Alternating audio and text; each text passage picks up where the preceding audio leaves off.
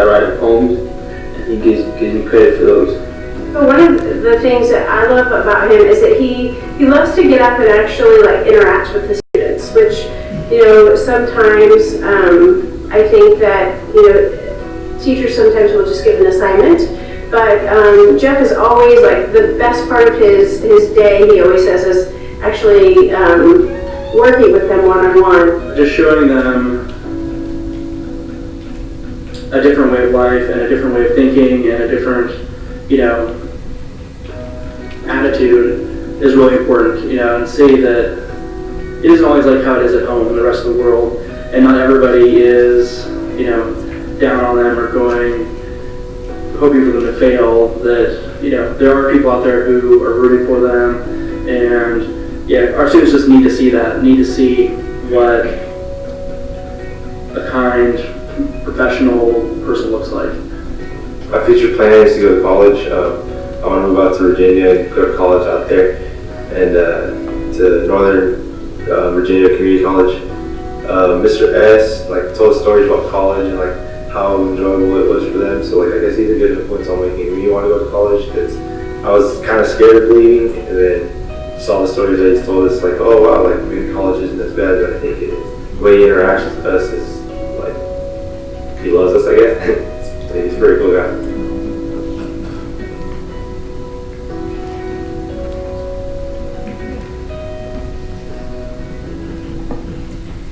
Very, very cool, very cool.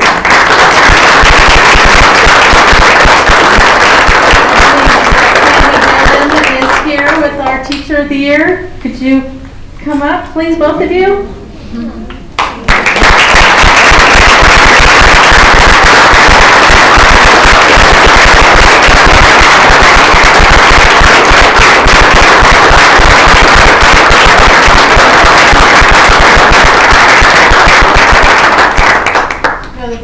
Tammy may want to say a few words and tell you a little bit about the ceremony. Good evening, President Knexted and members of the board.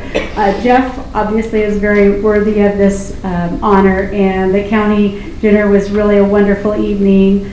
Dr. Washer was there, Mr. Nava and his wife attended, and Jeff's family. The next step will be, he meets with the county people on Thursday. The next step is he will be their nominee for the California competition for Teacher of the Year. So we're very proud of him.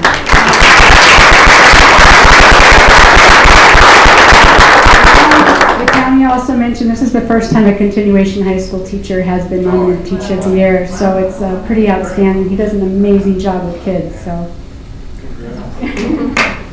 Thank you all so much. Yeah, I'm just kind of excited to see what the state part is going to be, and I think I looked it up on the site, and they announced it in October, I think, and it looks pretty rigorous, and we'll see what happens. So, but yeah, I'm excited to represent Lodi Unified, and I grew up in Lodi, so it's kind of special to represent the town itself. So, but thank you guys so much. Pleased to have you. Thank you.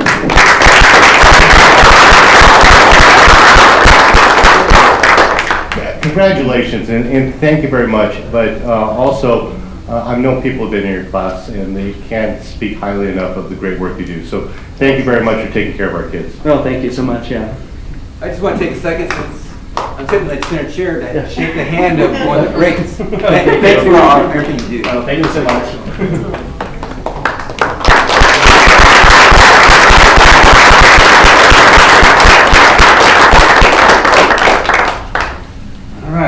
thank you. Also want to share with you that over 90 students participated in the Got Kids Science Day Camp last week. This is funded by Got Kids with some money from the Michael David Foundation as well as other sponsors. We have a couple pictures for you here. This is time for kids to get to know children from other schools and learn about science. They're at Lodi Lake. They did kayaking this year, which was a big hit. I want to thank our Got Kids board members for their support, many of whom are sitting up here at the dais, and also helping out, delivering lunches and participating on a day to help see what's going on with the children. They had a fantastic time, and we're looking forward to doing this again next year, so thank you to Got Kids for this opportunity.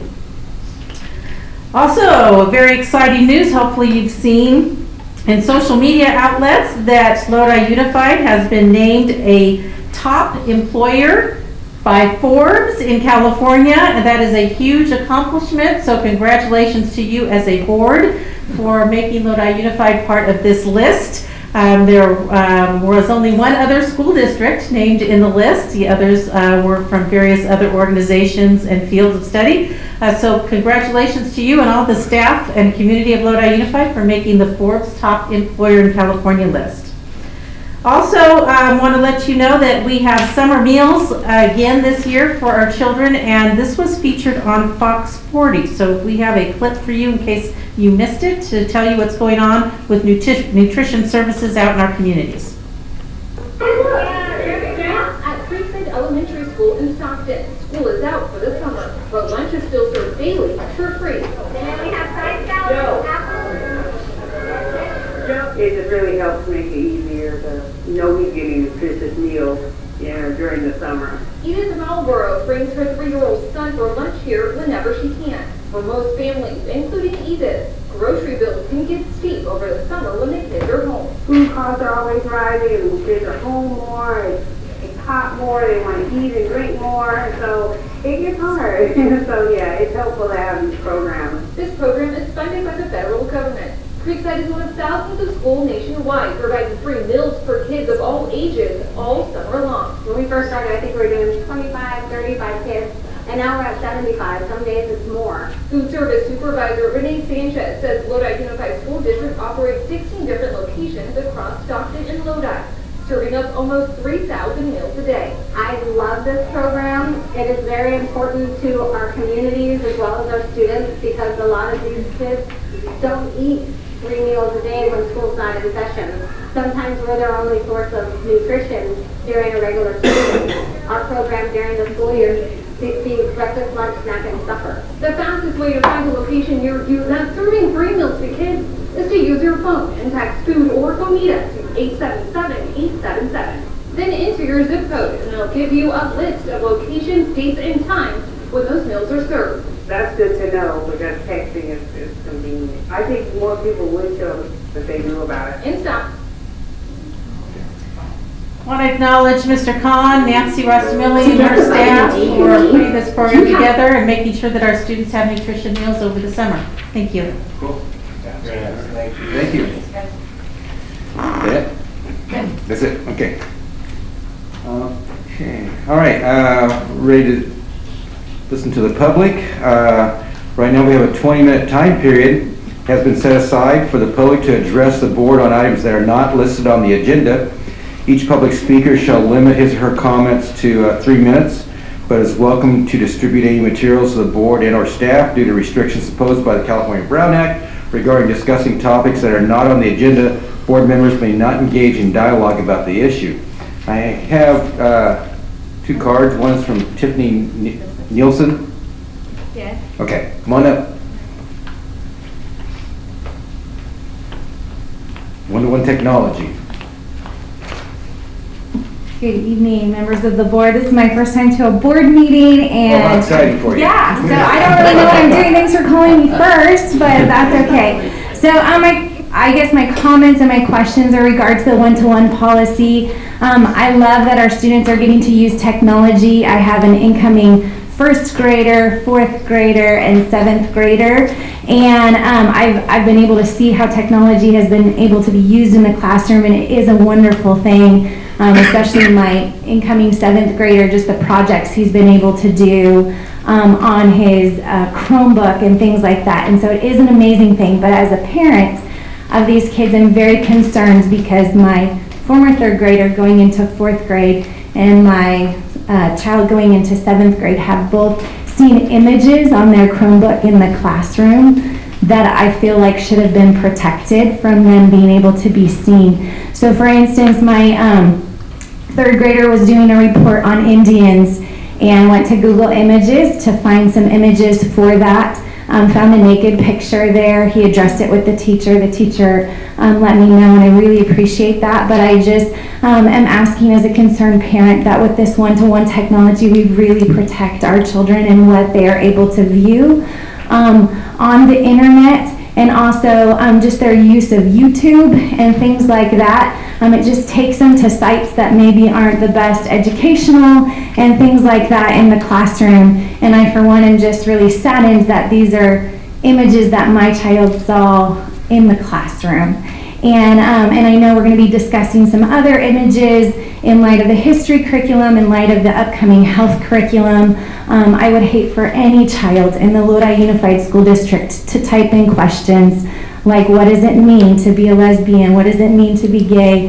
These kinds of questions into Google and images or things like that. So just examine maybe better safeguards, and especially with the one-to-one policy, as parents are taking this technology home with us, these kids are taking this technology home with us, educating parents on the safeguards they can have at home for their kids so that they're not viewing these things as at home as well. So thank you for taking the time to listen. Thank you for being here. Thank you.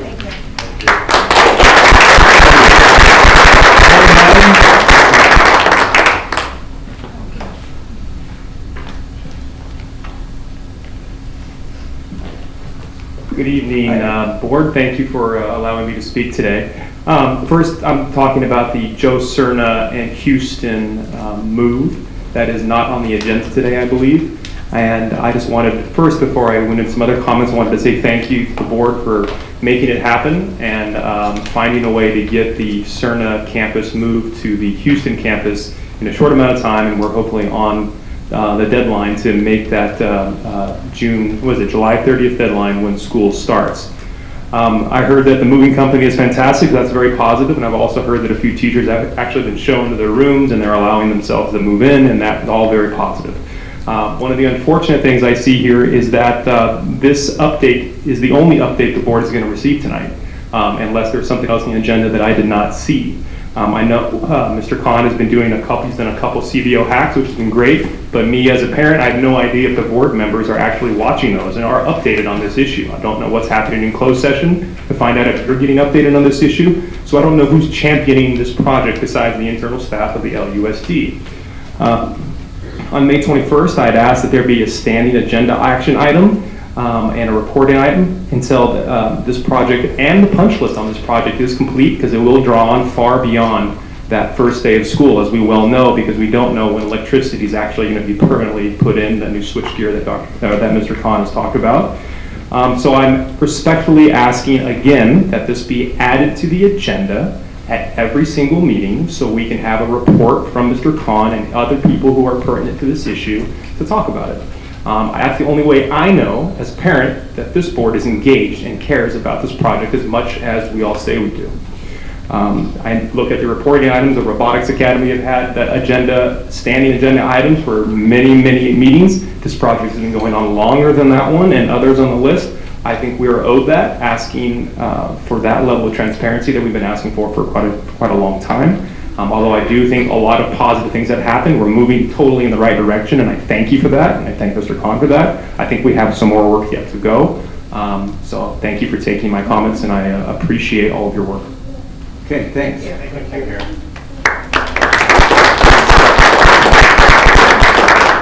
Is there any other comments from the public? Okay. All right. Board member comments. Yeah. You going to talk about Fords? What's that? You going to talk about the Fords? Yeah. Okay, good. Yeah. That's going to be the second thing. Okay, good. First of all, I wanted to bring up that last year when we first started talking about the Houston Cerna move, we had talked about the families from the Houston area being able to get into Cerna. And I haven't really seen that articulated yet, how that could happen or anything. So You mean enrollment, student right. enrollment? Yes. Right. So I know we can't talk about that tonight because it's not an agenda item, but I'd like to see that on the agenda for next week on that. So that'd be great. And the other thing that was that Forbes list that came out that showed Lodi Unified was one of the top employers in the state of California. Only 2 K-12 education units made that, and it was us in Manteca. And I thought about, I actually did some research into this. What does it take to make that list? You know, what is it that makes you get on that list? And you know, I thought, well, maybe it would be the longevity of your employees. You know, 'cause we certainly have that. I mean, we've got some employees that have been with us for a whole lot of years, but that's not it. So I thought maybe, you know, well, maybe it's pay, you know. No, that couldn't be pay, because everyone pays about the same because we all get the money from the government. So it's all about the same. So what it came down to was they asked employees. They have a research firm that contacts employees and asks them about it. And that's how Lodi Unified came out on top. Now, okay, so why would these employees be happy? Well, it's not just anything that any particular person does. It's everybody that works at this district. It's all the fellow people that they work with. It's their administrators. It's all of our CSEA, LEA, LPPA, all of our groups that make this a great place to work. So anyway, I wanted to make that point that, yeah, but it's a great place to work and our employees are the ones who say so. Cool. Thanks. Anybody else? Any other comments? Yeah. Just a couple quick questions. Mr. Khan, I thought we were going to get a weekly update on Joe Cerna. That was 3 weeks ago. I asked for that you were going to provide a weekly update. The hacks are on the website. Can we get that in email form for me, or is that not possible? Okay. And then my second question to you is maybe Mr. McGilligan, but he left out, about the opening of school. How many teachers are we down? Sorry, I don't know at this point. Okay, I'm just curious because we're a month and a half, 6 weeks out. We're going to report next time? Yeah, I'd like to know how many positions we need to fill and so forth. And then on the exit interviews, are we doing those? Those are being done? Okay, I just said those quick questions, and I want to follow up. And Mr. Neely's comment on how wonderful it was to make that Forbes report. I look forward to the weekly updates from Mr. Khan on Joe Cerna. Okay, thank you.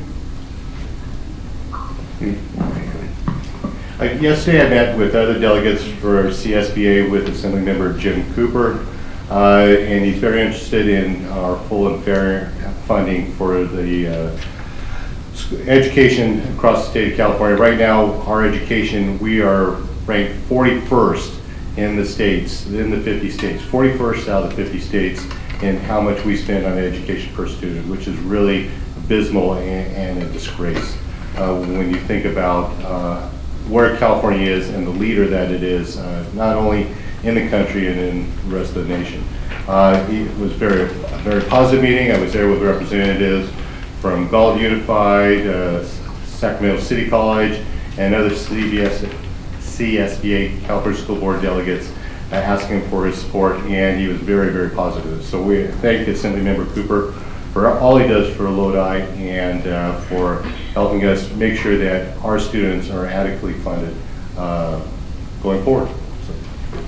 Real quick, in response to the Cerna, there was a motion made and asked to have updates at our board meeting, and I believe there was a roundtable, because I actually went back and looked, that we would do the hacks, and so we are following our directive, but that doesn't mean we can't do more.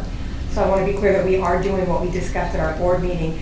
And those hacks have been sent. A hack is the video that Mr. Klein does, so I do thank you for those. Those are sent to the principal at both schools, and so that principal also has the right to disseminate that information as they see fit to their constituents and their parents. So I don't want anyone to think that we're not doing anything. That information is out there. It might not be accessible or in the way you would like to see it, but it is out there. So if we can do something more, Leonard, maybe that's what we need to do. But I do know that there have been several updates, including the last one was June 10th. Yeah. So I just wanted that we are doing something. We are.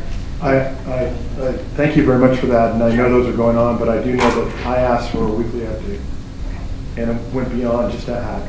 So when I see people in the public and so forth, I can answer those questions fully. So thank you for that, and then hopefully we'll get the weekly update. I agree. I think that maybe until at least Cerna opens up,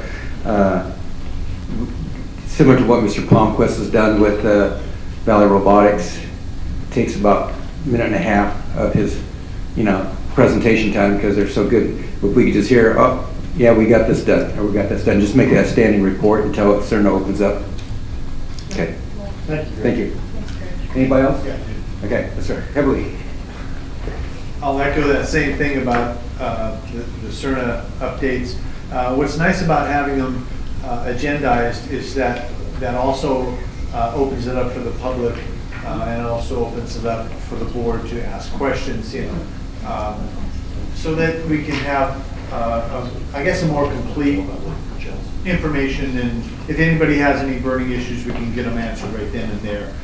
So yeah, I definitely agree with that, and I look forward to those. Unfortunately, we only have one more school board meeting scheduled at this time before school starts. So I'm looking at this as also after they are in and school starts on July 30th, that, like you said, there'll be some punch lists, and let's get things squared away. I'm confident we can do that. May I ask for clarification? Yes, please. And other board members as well. I heard that the term action item, an action item is usually presented when there is something for you to decide. Are you comfortable with a board discussion? Report item. If I said action, I meant agenda. Others did too, I just want to make sure. Okay, very good. Report item. Also, we had some discussions at the last meeting about property for a future school site. So I will be expanding on that when we get to the action items on this agenda. I did want to pull it and ask a question at that point. But some of that information was basically, it didn't really tell me what all the things I was looking for. There was kind of one component missing. The rest of it was all fine. There was nothing wrong with it. But the part that was missing that I'm also interested in is the subdivisions within our district, the number of houses that are coming in. I understand the generation rate, meaning students per house, is a formula, and I heard that changes. But I do want subdivisions. If you can get a timeline when they're going to come online and be complete, that'd be great. If not, I get it. That generation rate also. So I would like that. I don't really care if it's an agenda item or if it's in an email through our Friday correspondence, and I think either one of those would be fine. I'm just looking for that information. And at this point, that's it. Thank you. Okay. Any other comments? All right, moving on to the consent agenda A. Are there any items that board members would like to pull? Mr. President. Yes, sir. I'd like to pull items 8, 9, and 10 for extension. 8, 9, and 10. Okay. Any other board members? Yes, it's already been pulled, but I do have comments on item A8 also. Okay. Any body from the public like to pull a consent agenda item? Okay. Mr. Chairman, I move we approve the rest of routine agenda A. Second. Okay. We don't have any students again, so call for the board vote.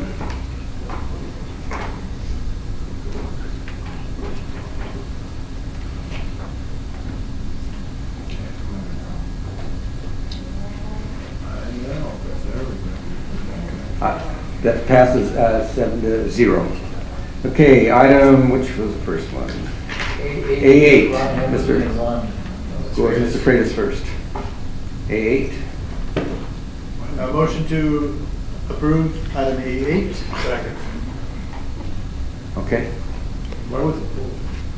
For abstention. Okay. Oh, gotcha. All right, call for the board vote then. I'll second it. I thought Mr. Beverly second. Mr. Beverly second. Beverly moved. I made the motion. Okay, Mr. Mr. Neely. Beverly Neely. So simple. Yeah, There we it's go. all the same. Board vote, please.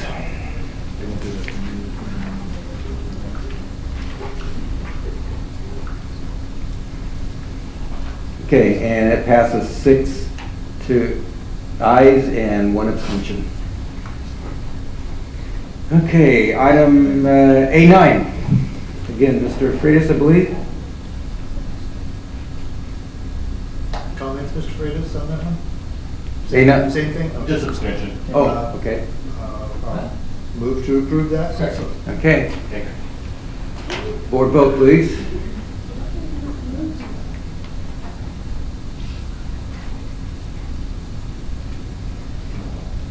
This item passes 5 ayes and 2 abstentions.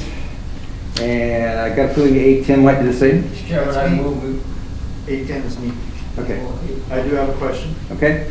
On page 6 of the minutes, you don't have to go to it. It was a facilities report in relation to enrollment projections.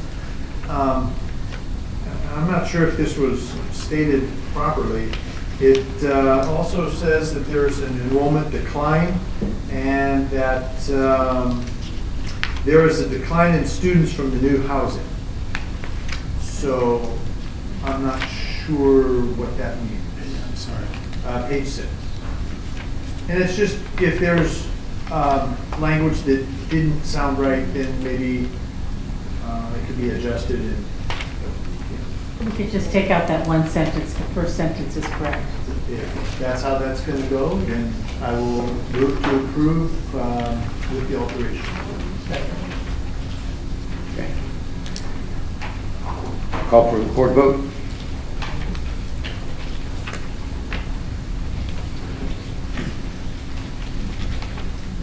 Okay, that passes 5 ayes and 2 abstains. All right, that takes care of consent agenda A. Moving on to consent agenda B. Mr. Chairman, I move we approve consent agenda B. Chief Fiscal update. Second. Okay. It's been moved and seconded. No student vote, so board vote, please.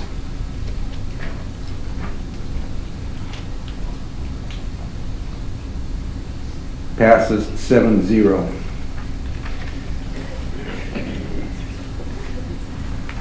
Okay, we're down to some discussion items. Probably the first one's why we have a full house tonight in the middle of June. First item is a discussion regarding the implementation of the new laws for history and social studies curriculum. Ms. Katowski, you want to introduce that to us, please? In the house. You filled the house.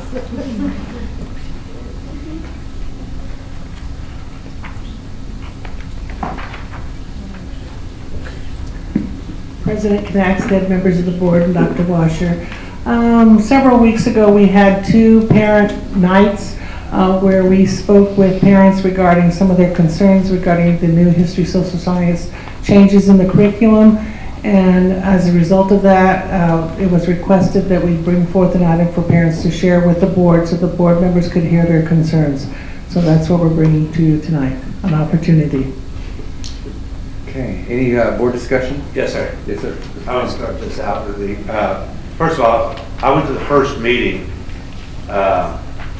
took place at Orchard, and I got to tell you, Ms. Katowski and her staff did an excellent job in that presentation.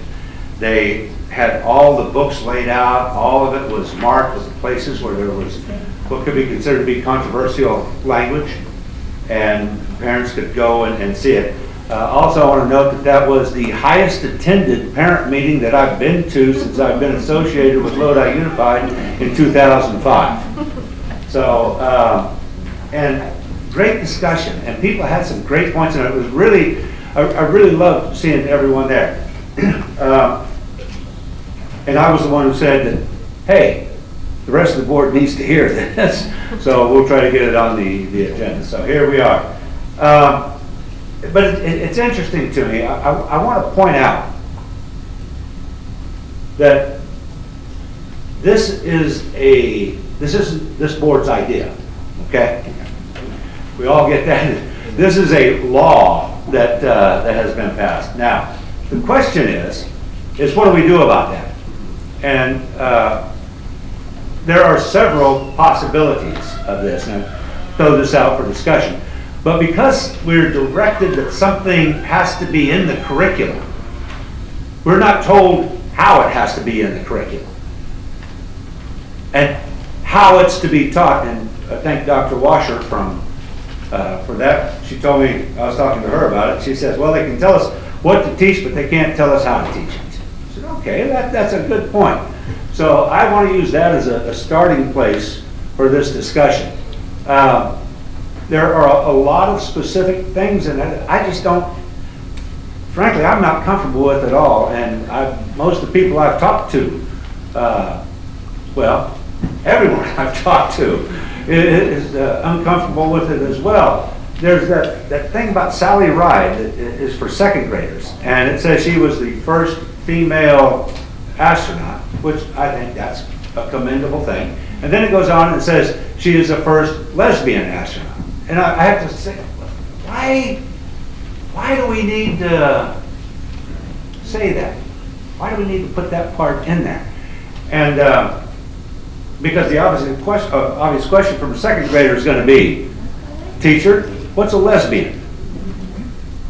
And the parents that I talked to, like I said, there was a lot of, said, I don't want the teacher telling my kid that. I want to be the one, if that has to be talked about, I want to be the one to do that. Okay, on their own time and when they're ready and all that. Totally agree. So I think we need to, from this discussion, we need to come up with a way of dealing with those kinds of situations, because they are going to arise. All right?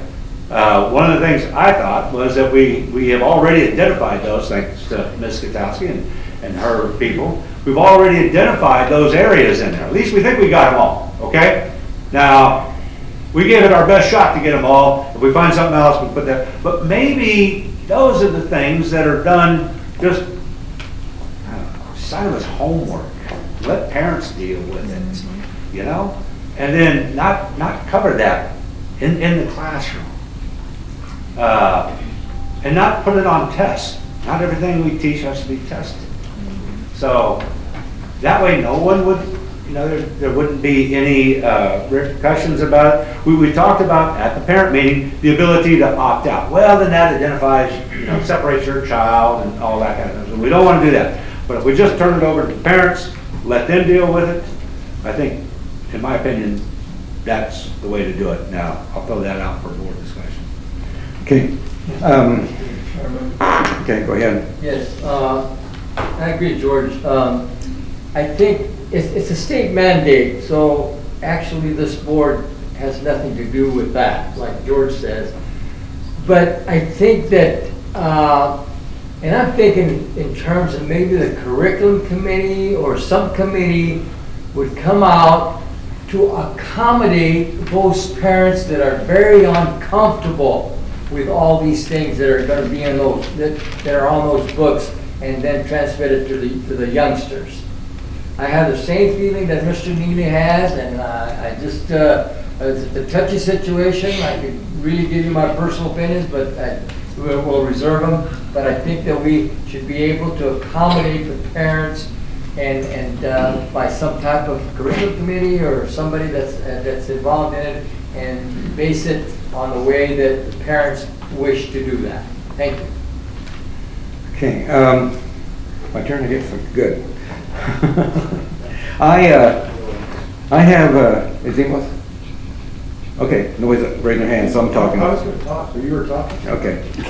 Let me talk for a little bit. All right. Yeah, you talk, I talk. I have a lot of trust in our teachers actually to be professional to handle this curriculum. With that being said, I don't think it's our teachers should have to come up with all these strategies by themselves. And so I'm spitballing also tonight.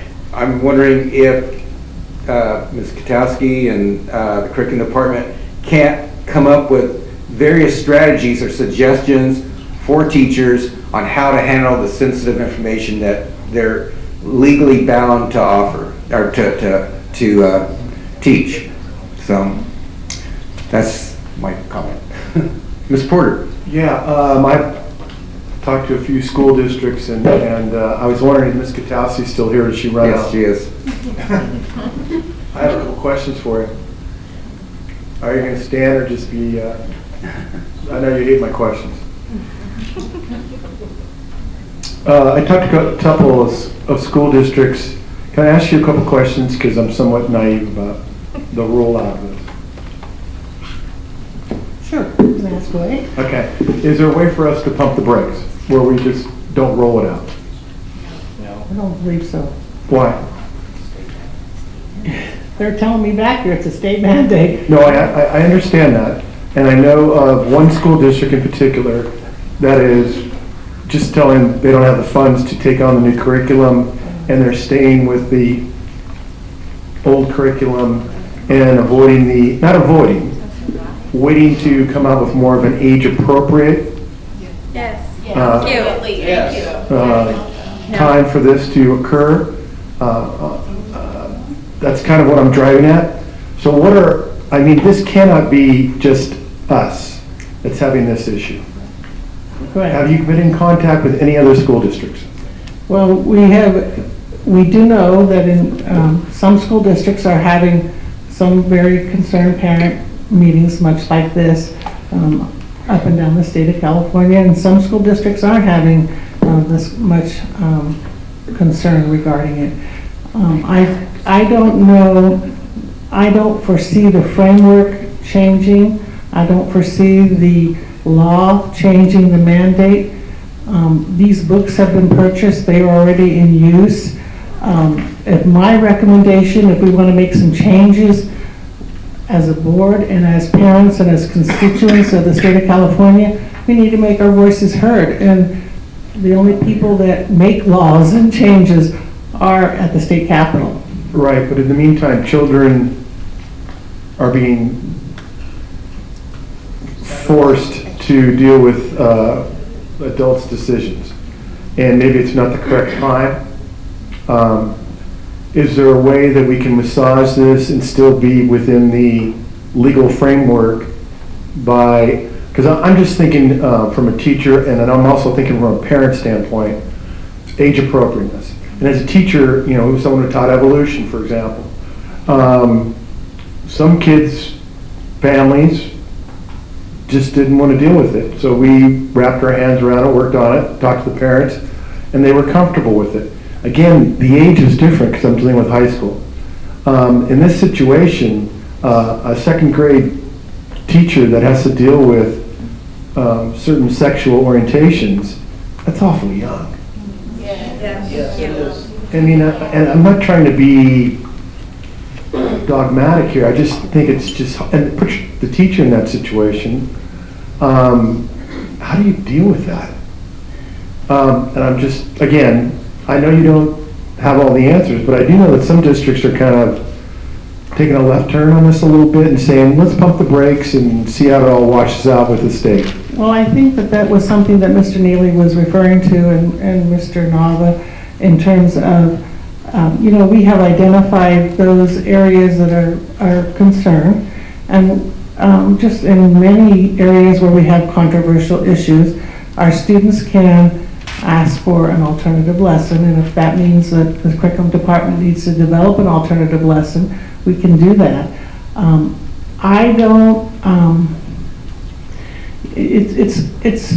It's really about showing our students all forms of inclusion. Not inclusion. Teaching my kids about sex toys is not inclusion. If you want to talk, we're just trying to have a discussion here. Thank you, but please, Ms. Katowski has the floor. Thank you. This is strictly about inclusion of representatives of different groups and their different lifestyles of people that have made some significance in history. We're not teaching sex education. We're not teaching about lesbians and homosexuals. This is about people that are trying to be inclusive of all of the representation. If we bring the sexual piece into it, that is not something that the school district or our teachers want to do. It's just talking about and recognizing that our students have families that are different than the nuclear family. I don't disagree with that they're exposed to many different things at a young age, and that comes home. And that's where, in my mind, it should be taken care of. You know, there are a percentage of kids that don't have that, but I would prefer, and even though I have boys that are 21, 23, if my boys were younger, that would be my decision and that of my wife, that we talk about those things at home, and not the school teacher's responsibility.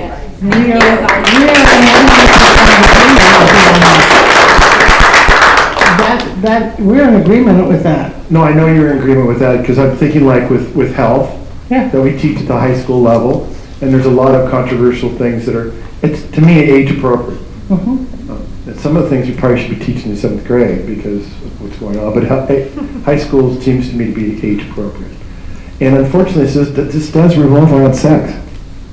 Thank you.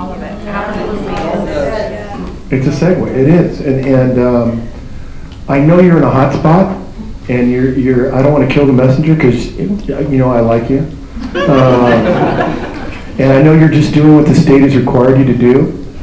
I'm just wondering if we could find a way to pump the brakes and maybe send a message. And I know you talked about as adults, but as a school district, where we're looking at alternative ways to put this out. And I don't want to see kids opt out at that age. I mean, when I did dissections, kids, God, probably my 23-year-old who can't find a credit card. I got it. Now, so I'm just saying that we opt kids out of dissection, which I understood, animal cruelty and so forth and so on, and there was no stigmatism to that. But in this situation, opting out, I don't think could lend itself to avenues. Do we really need to explore that then at that age? My suggestion would be that maybe as a board, we have a resolution that we send to our legislature, our lawmakers to say, we don't like this. We would like you to reconsider. I mean, the board carries weight, parents carry weight. That is something that I could recommend. In terms of pumping the brakes, I'm not sure what that would look like. I'm willing to get, you know, we already have several people that are willing to work on a committee with us to talk about that. Okay. Well, that's good. I mean, like I said, I'm naive. I want to learn, and I'm asking you for questions. And also, for those of you in the audience, she has a job. I mean, this is part of her job. Her opinions have to be left at home. So please don't voice your feelings towards her when this is coming from a different avenue altogether. She's doing her job. Thank you very much. I really appreciate all your help on that. Stay. I've got a question. So if we can't, if this is state mandated, and I understand we have to do this, is there a time frame that it has to take? Is it for this next calendar year, or do we have a year leeway? It's already happening. It's already happening. I really can't understand. I understand it's happening in some, but is it? It's happening in this. It's happening this school year. So my next question is, if we have a teacher in a classroom, and this is where my concern is for the administrator and the teachers. The parents know exactly what they're going to do, as most parents probably know. We're not happy as a parent. I get that. So you get a teacher in a classroom that now is posed with a question from a student, and there's 20-something students staring at them, and the teacher off the cuff has to make a decision. It's a lot of pressure on that teacher, and it's also a lot of pressure to not give their personal opinion or their viewpoints and keep it baseline. So now they've answered it baseline. As we all have children, that's not enough. They're going to ask 3 more questions, and it's going to go into areas that maybe aren't appropriate. Every student then picks up their Chromebook. So my question is, what are we as a district going to do for our administrators and our teachers to prep them? And is there a course, is there something we can give them roundtabling, and not, here's how you handle Billy or little Susie in this situation, but real life, here's what happens, versus the teacher come out and they've answered wrong and the child goes home and gives a parent, as we've all been and I've been, that, you know, you hear what happened in the classroom and there's somewhere between that really happened and this is their perception and then 6 of their, you know, I don't want to put us in that position where in 6 months from now, we're being sued because that teacher did the best job they could do with the skill that they had to present that material. And this is new ground for them too. So what do we do as a district? So we've already begun with the district. We met with all the elementary administrators, and we devised a plan of how we want to make sure all of our parents, because our parents will continue to be new parents every year as we get new parents. Every year at back to school night, we will discuss, have the books open, let the parents understand that, devise communication, and I can't censor teachers, but we can certainly give the recommendation that when that question comes up, as the parents were asking and have asked many times, can the answer be, that's a good question. You should be, talk to your mom and dad about that and drop it and go back on to the next discussion item of the history. But Lisa, doesn't that change the course of what we're trying to teach them? And I'm just saying, No. if it, Because it's about recognizing that there are families that have alternative lifestyles that are acceptable to children. There are children in our classrooms that don't have the same family or familiar makeup that we all would assume that they would have. So accepting them and acknowledging of those children actually opens the door for understanding of those kids and acceptance to them. I agree with you, but as having children in my own house, when something came up in a movie or a situation and you tried to divert, it actually draws more attention to it. And now we've got a second can of worms that is now open, and it goes on for days on end. So how do we as a district resolve that? And is, again, pumping the brakes, is that a possibility? Or, I'm not saying we don't follow state mandates, but I'm saying that to me there's more questions than there are answers, and I think the answers are very, not necessarily simplistic, but I think in theory those make real good sense, and to me they make sense, but having children, and we all have had children that are not gonna let it go. They're just not gonna let it go. And so that concerns me, again, with the age and the content. Okay. Maybe following up on Ms. McFarland's question. Sure. This direction that's going to be provided to our instructors and our teachers, would it be possible to have that somewhere posted on our website and the board could review it beforehand and we could have further comment on that? Yes. Anything's possible. And everything can be posted. Absolutely agree with my colleagues. I believe you truly are in an absolute hot seat. Thank you. I have one last question, I'm sorry. I never taught to the book. The book was a resource. I had my curriculum, and I would move chapters around or whatever based on my flow, which I felt was best for AP Biology or Biology CP. The book was there as a tool. It wasn't the driving force in the classroom. That was my curriculum working with my colleagues. Why are we so reliant on the book?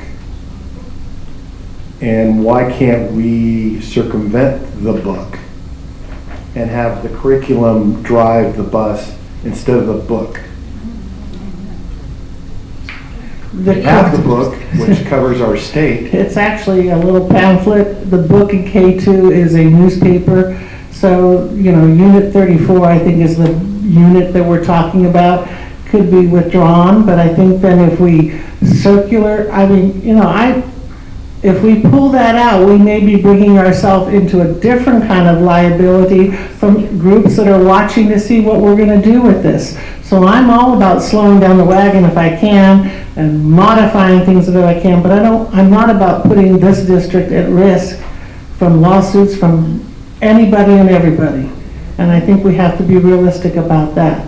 And in terms of what teachers say, I think because it is a state mandate, now I haven't talked to our district lawyers, but if they are, maybe I should close them off. I understand. Yes, thank you. All right, well, thank you very much. It's a very hot topic, and I appreciate your help. I'm going to call Michelle Oregon. I see her sitting in the back. Do you want to weigh in on this? And while you're hobbling up here, I'll have Mr. Headley. We'll give you a No, I'm asking her. I hope your foot's feeling better. Yeah, my fellow board members have really hit on a lot of points, and I think that's kind of one of the problems with going last. Lisa, can you tell me what the state law says we have to do it? Do they say we have to do it by a certain date? Is it 1920, 2021? Is it? Already doing it. I understand that the books are there. I'm trying to get to, So, can we slow the roll with that? so let me confuse it even more. In elementary school, there are so many minutes in a day, and as we roll out science, and we have history, social science, we're not going to be teaching history, social science every day. We're not going to be teaching science every day. So the pacing can be, the program is designed not to be 185 days long. So it's designed to be slower, and it's designed differently. So between history and science, we'll be using those afternoon blocks, weeks, days, whatever we want to call it. So yes, we have some control about what goes where, when it goes. Okay, that's interesting, but that's kind of not where I was headed. When they passed the law saying that you have to put this material forward to the students. Right. It usually says you have to put this material to the students by what date? No. I'm not sure I understand that question. Do we have to do it, even though the books are out there and all that kind of stuff? Are we saying that the state wanted us to start it in 1920? I believe it was, I don't have the number right down, but I think we're like a year and a half late in doing this. If I go back to the law, it says January of 2018 or something like that, it should have gone into effect. I don't have that. Is there an age? Sorry. So that's my question Yes. is that that's the date that they wanted everybody to start it. Okay. One of the other things that you had mentioned is that there was a district committee, you had several people wanting to volunteer for that to kind of do what? I have a whole long list. Help us resolve the solution to an amicable resolution. Okay, I think. Would you like to be on it, Mr. Heverly? Trust me, you don't want me on that. Because I'm not sure I would be on it. Also, I do absolutely agree with the appropriateness or inappropriateness of, at what age do we do what? And I mean, I had to take a break when I was reviewing the materials because my blood pressure was spiking pretty high I have all 7 of my grandkids at my house for the last couple of weeks. Well, that would do it all by itself. And the oldest one is 4 years old, okay? So I'm seeing this coming I could make a snarky remark about sex education, but I'll miss all my kids are in the medical field and biologists. And they did well with, passing the biology class. Thank you, Mr. Porter. He was their teacher. But all that aside, it's, we look at how can we make this palatable because I think the whole thing is totally inappropriate. How do we do that? Can we kind of just ease off a touch until that committee kind of helps not only get things going, but like it was mentioned earlier, is that, and I love what Mr. Neely said, it's not what's to be taught. They can tell us what to teach, but they can't tell us, how to teach it. And I think that is a real key. How are we going to present it? And I think it's real easy. I don't like, again, what you said I agree with, is I don't like the opting out thing, because now you're identifying a child and you're drawing the spotlight on them. In every other facet, we try not to do that. So I don't think that's an option. But I think how it's taught is something within our control to work that out. And I do believe we have time to do that, even as we go into next year, because as I mentioned, those units in kindergarten, second grade, are at week 34, 35, and so they're like the last 2 weeks of school. And you said it's a pull-out? Yes. So, you see? No. I'm not going on record as saying anything bad. You didn't hear me say Okay. anything. So anyway, I think that it's there, I get all that. But how it's taught is, to me, the key. And that is, get that committee together, however we need to work this out. And I really think Mr. Neely hit it on the head. Being the first speaker out of the gate, hit it right on the nail on the head. So, do we have a timeline and all that stuff for the district committee? Yes, I was sir. waiting, I actually was waiting for tonight to see what direction would be. I don't have a timeline established yet. It is kind of celebrate. Okay. I'm sorry, take a second. Sorry, Michelle. Are we, the board approves curriculum. All right, so if we want to say that that's something that should not be taught in the classroom by the parents, then we could say that, and that would be it. Right? I'm not quite sure I followed exactly what you meant, that it won't be taught in the classroom, we would send it. I think I don't know that's how much probably clearer I a can make it than detail that. that doesn't need to be a board decision. I think that could come from the committee. Okay. It seems like that would make more sense, since that's what the direction, that's kind of what's already in the works. If they come up with something and bring it to you, but yes, if you want to get that specific in a board direction, absolutely you could. I think we're going to have to. And I also agree with Ms. Katowski's sending a resolution to all of our elected officials and talk about our discuss with that. And then, of course, the best way to kill this thing is put it on the end of the pacing guide, because in grade school you never get to the end of the pacing guide, and that would just let it die a natural death right there. I just want to make sure that everyone understands, we cannot say that we are not providing the curriculum. Right. Nobody's saying Okay. Nobody's saying that. It's just how it's taught. By superintendent. Okay, I called Michelle Oregon is the union president for the teachers, and usually has a few things to say. But I had actually, pulled you up here because I wanted to ask you, what have you heard through the teacher grapevine? How are they feeling about it, and what strategies do teachers need to make this palatable? Go. I'm going to start by answering this reporter's question. What? About curriculum.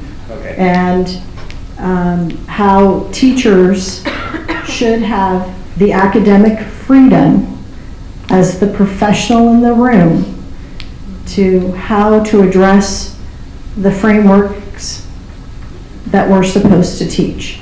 Each of the standards we're supposed to reach.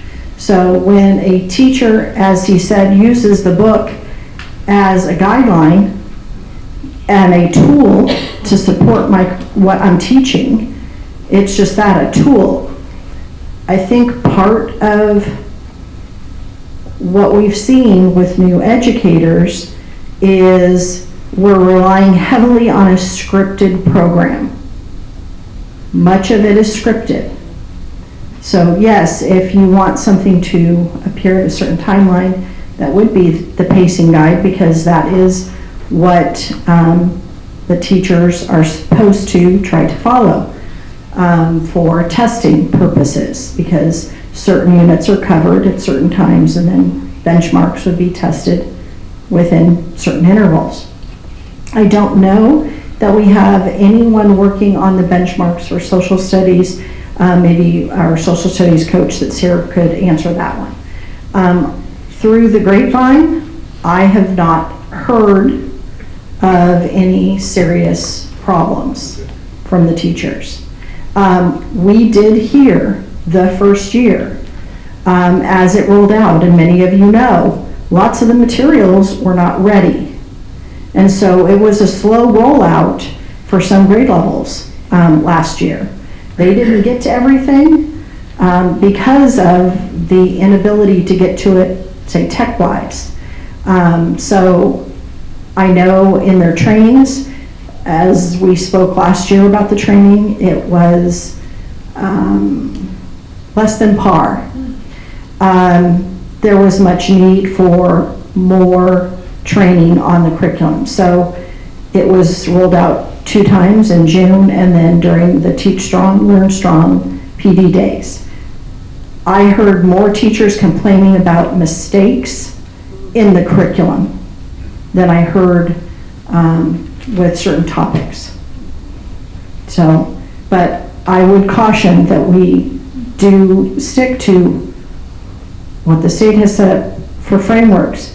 If there's a direction or something that we want to meet with parents, work on some guideline, please. I heard Ms. Katowski say she talked to elementary admin about this. This is the first time I've heard about it. So are we reaching our teachers? Are teachers included in those conversations?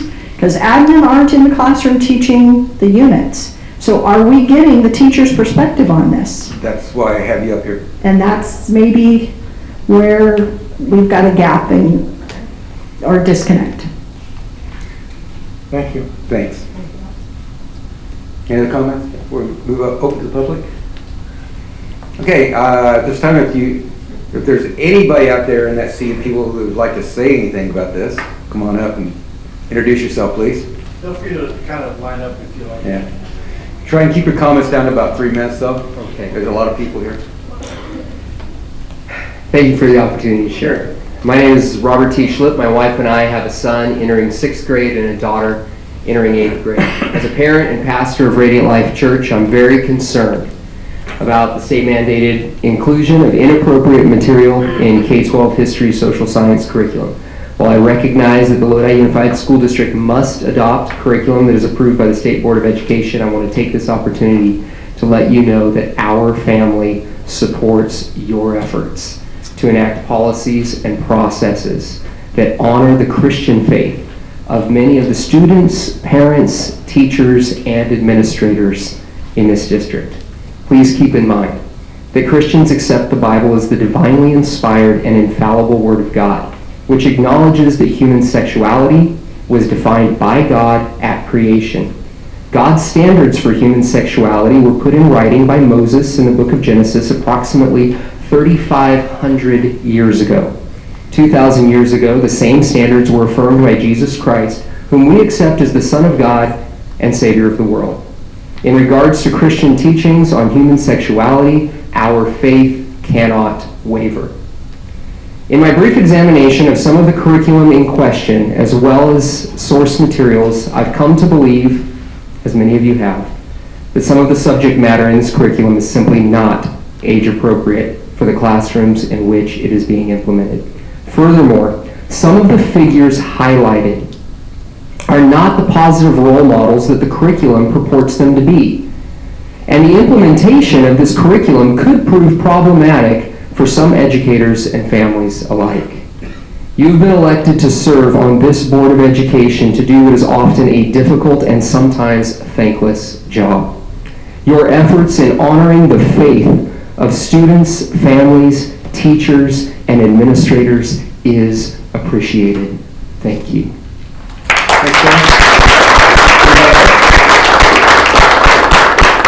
Thank you. Hi, my name is Lana Gentry and I teach at Bear Creek High School and I'm a social science teacher who wasn't planning to speak tonight, but I'm hearing all sorts of stuff. So part of it, of talking about, do teachers know when you're asking Shell Oregon? No. I am a social science teacher and have not heard of the issue or the concern until during this month. Some other social science teachers told us about some things that are going on, because when we just saw the high school books, when we were looking at them to adopt, we didn't look at the elementary. I'm glad I'm not an elementary teacher though. That would be some stuff that I would not want to be on the line for. Just the law to include this was passed by the state legislature in 2012. Our new social science framework was 3 to 4 years ago. Charles and I were like, how long ago was it? in 2016, 3 years, okay, so we're good in our thinking process. And at that time, we were looking at the framework going, wow, this has really changed. And I'm looking at how am I doing econ government anymore? It's kind of all being jarbled around. And so that the deadlines, the laws, the stuff has been out there, because I've been hearing a lot of pump the brakes. It's already gone, you know, because the law went in 2012, our new frameworks went in. So we actually weren't even following the new social science framework of what we're supposed to teach until we got the new books that added the additional information. Now, I teach at high school and I teach juniors and seniors, and I know that's a whole different, I don't even know what to say. It's not second grade, okay? So it's just completely different. Yeah, it's just a whole different thing. My concern is if we start doing alternative assessments and opting out, where does that end? You know, does that happen all of a sudden in social science junior when you're looking at all the different civil rights movements? It's just a concern that we had. I don't have the answer, because I mean, I know my boys going through Lodi Unified, I had to explain stuff I did not want to explain, how early, from other kids saying things to them, and they'd come home and say, what is? And I just continually was like, I can't believe I have to explain this. So that's just my parent point of view, but just the concern about at the high school level that some topics and things need to go, need to be explained. It's not like the issue's not there. You know, I see it. I have students that are transgender, students who are gay, and it's just kind of open where I am. So that was it. I just wanted to go over the laws. I wanted to just the concern about at the high school level, and also when you're asking, do teachers know? I never talked to Michelle Orgon, because I didn't know. So I didn't bring it up. So you're talking about what teachers know, maybe a teacher survey or something. I'm also a teacher in the district, and I didn't know about whatever Joe Cerna and Houston is. So I mean, you know, communication might be something that needs to be added. Thank you for your time. Thank you. Thank you. Anybody else? Hi, my name is Patricia Awayama. I'm a mom of 4. My kids go from almost 20 to 3. When I tell you that I go from everywhere from putting a kid in college to preschool, I literally did this year. I had to explain to my kindergartner what anal sex was because this was brought up in his classroom. Mommy, they want me to put on a dress so I can feel pretty too. The heck you say? I am a mom. My daughter is homosexual. I don't care. There's no sex in my home. Whether you're married, that is on your own. You're not going to bring pornography into my home. You're not going to bring pornography into my children's classroom. When I went up to Sacramento for a rally, and I saw the book that said what sex toys are safe for me to use for my 6th grader, I lost my crap. I'm a Christian, but this goes so beyond just the internal of my faith.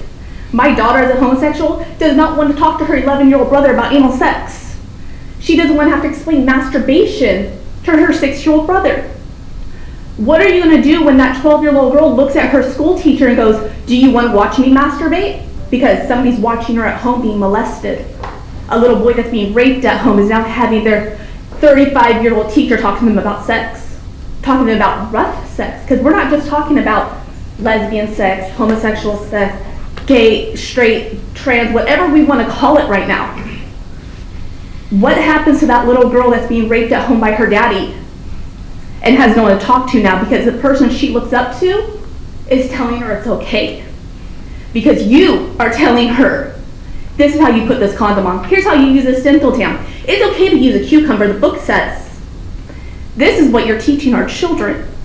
I'm not saying have an opt-out issue. Let's have an opt-in issue. You want your lesbian children to be taught by this teacher? Fantastic. High five, wear your proud flag freely. I'm not saying not to do that. Do not bring that pornography into my home. I don't run around douse you with holy water because I'm a Christian. Don't bring pornography in my home. Do not bring pedophilia into my home. Because I promise you, I will take all 4 of my children out, because apparently I keep hearing things about lawsuits. This is about money. You know how much money my 4 children brought this district? I am not the only mom that will take their kids and homeschool them 3 days a week, while the rest of us work and make a circle of it, because we're already talking. The groups are already there. There is no need for our children to be this state's test dummy. There's just not. That's right.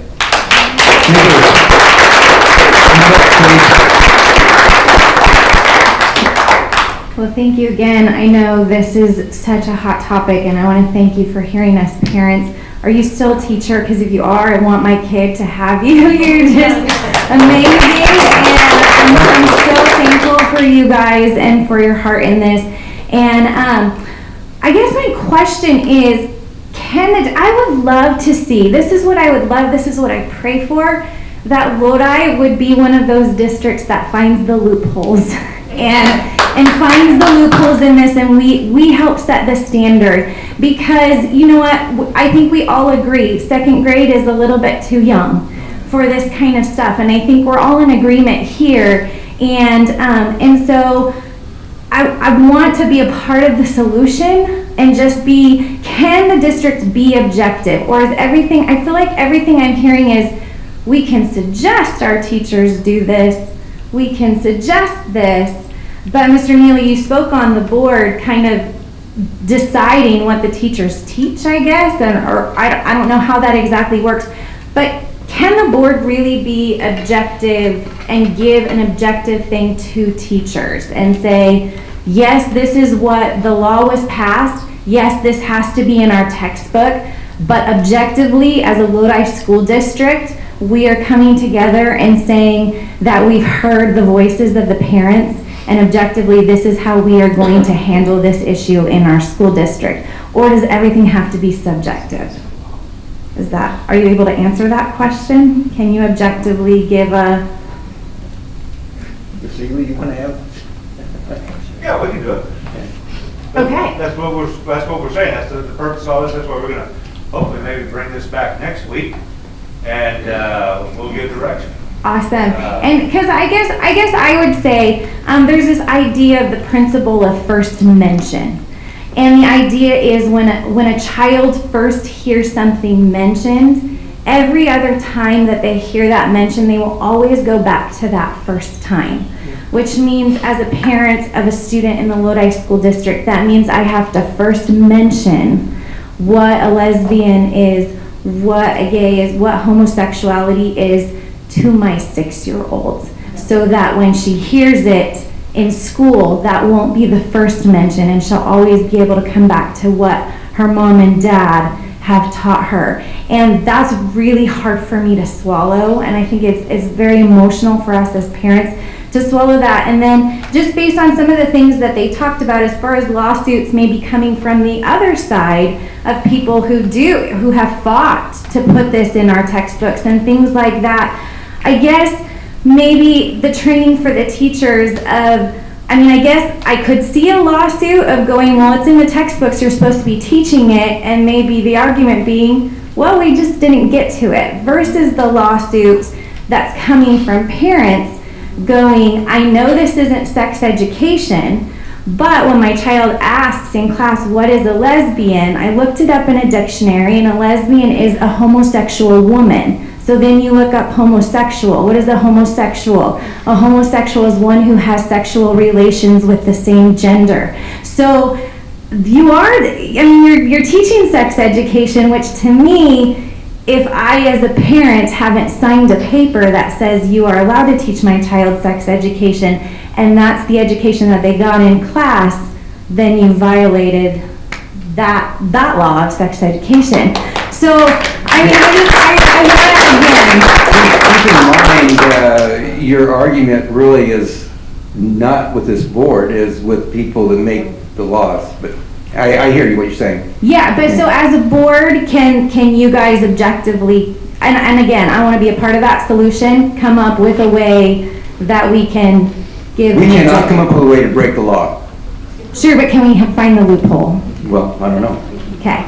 Thank you. Thank you. Yeah.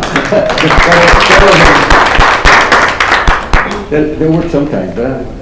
Well, thank you for the time, and I have to read my emails. I usually don't read them. I usually get a phone call saying that we are going to have a meeting, and they spend my meeting. So, I always have heard about the LGBTQ, and then I just happened to Google it after getting the email, and I was just surprised how it just keeps growing and growing. And I was LGBTQIAAA, and it sounds like it's just changing.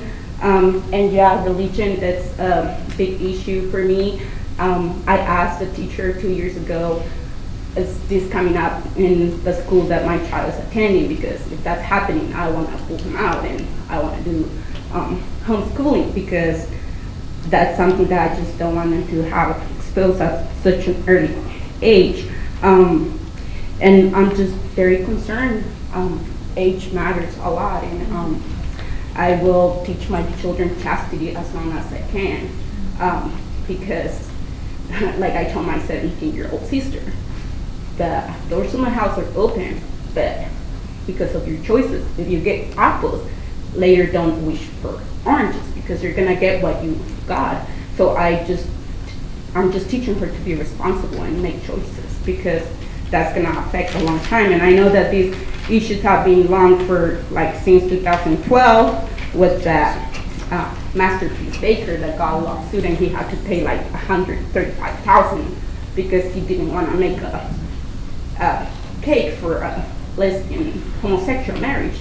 And I mean, we are just, you cannot stand up for what you believe.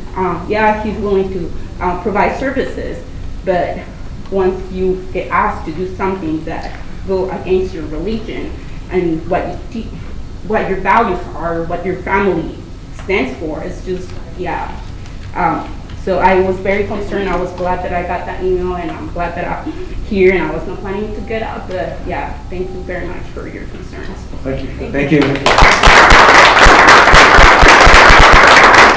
to keep your comments to 3 minutes because I'm sorry, but we're running out of time.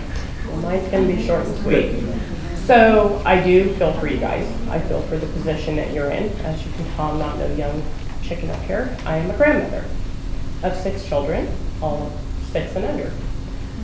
My child, my actual child, mine is not able to be here as a parent for her kids, but I am. I understand that you guys can't change what has been set before you by law, and I understand that. However, you guys can change the way your teachers respond to those questions.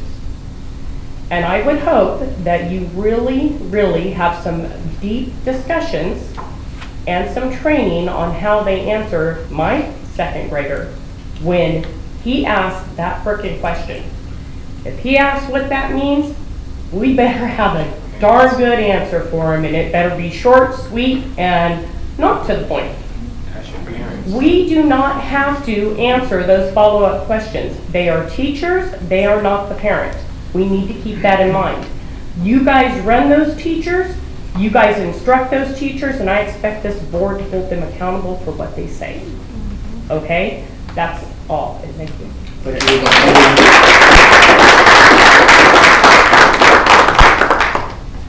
I promise to stay to 3 minutes. Okay. I'm Christina Short. I live here. I raise my children here. I have 3 of them, one going into 6th grade, one going into 8th grade, and one going into 10th grade. My master's degree is in early childhood education. I teach for Sac State and Cosumnes River College. I'm a director for a state preschool program. I'm very familiar with frameworks. Most of mine are preschool and learning foundations and such. So, and I did take the time to read through the curriculum frameworks because it's what I do. I'm kind of a nerd that way. And from my viewpoint as an ECE professional, they are absolutely on target for appropriateness for age group. I read both on behalf of my older children, but also from an early childhood standpoint. The way the scaffolding of the information is presented is absolutely appropriate for that age group, and I wanted to put that out there. As a parent, I agree with everybody in terms of our value system that we transmit to our children absolutely belongs at home, which is why every time there's a change in curriculum, and it counters something that we're teaching at home, challenges our value system. It's up to us to answer those tough questions and to have those dialogues, even if we're not ready. And the thing is our curriculum for a long time has been Eurocentric, has not been inclusive, and change is hard. It's hard for everybody, and you hear that in the emotions tonight. It was hard for me when my 14-year-old daughter came out to me as a lesbian in 7th grade. Far before she's ever ready to have sex, she already knows who gives her butterflies in her stomach. And I have to validate that because I was in 6th grade when I had my first boyfriend, you know? I know who gave butterflies to me. And at that rate, that's all that means. She's not out having sex with anybody, even now at 14. But she knows who she's attracted to. She knows who makes her heart thump more. She knows who's giving her a physical reaction. She has crushes, just like we had crushes. And she has significance in our community. I have significance in our community. She's going to have heroes and role models that she needs to look to validate her experience. And these people live in our community. They're in our schools, like that teacher said. They're in her classroom. There are children at my center that are coming to school. They've got 2 moms, they've got 2 dads. And the simple answer is, how come he has 2 moms? Because they're in love. That's his family. Oh, okay, can I have another cookie? Sure. Want some more milk? And the conversation moves on. Just like that old joke about when your child finally asks you where do babies come from, be careful. You just give the simple answer, and usually that's enough. And then, yes, they ask later, and you get into more detail, and they ask later, but never give them more than what they asked for, right? You know, you sit there, you know, and they're like, I didn't want to know all that. You know, they're 6, you know. So I support you representing all of us, because we're here. We're parenting these children. And there's people in your community that are underrepresented. And this isn't just an LGBT thing. There's more folks being included in this curriculum because they're here. They are part of your community. It's not just about the LGBT thing.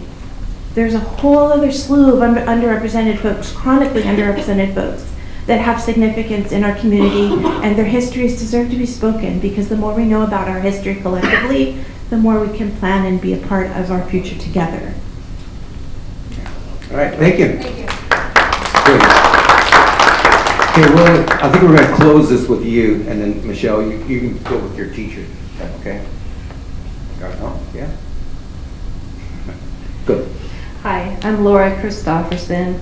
I was born and raised in Lodi, so I've gone through all your schools. I'm a teacher myself. I'm a special day class teacher in Galt.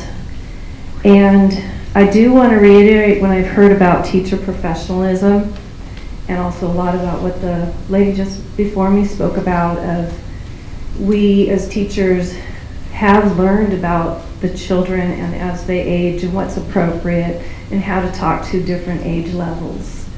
That is a part of what teachers know, and they do know how to simplify things and how to, you know, to be careful. And it is the parents that then can further information if they do or do not want to. So I do hope you remember that, to keep in mind that your teachers, they're very good teachers. They're going to do what's right. And one other thing that I heard while people were talking was this focus in so much on sex, and that all of the curriculum is not about teaching about sex. It's about history, and it's about people in history. And so putting it straight down into sex is, I don't know, it seems like, I don't know what to say about that. I teach in Galt, and we have board meetings, and we have local parents as well. And when I look out here, I was surprised, actually. To me, this was a small amount of people that have come. When our community is involved, this is what we see, but Galt is very small. We only have 5 schools. And then, so this was publicized, I guess, in email and phone calls. And so I do wonder, or caution, that when you're making decisions and broad decisions for all families, are you listening to all families or the group that comes with what they need to say? Is it really the majority that you're making decisions for?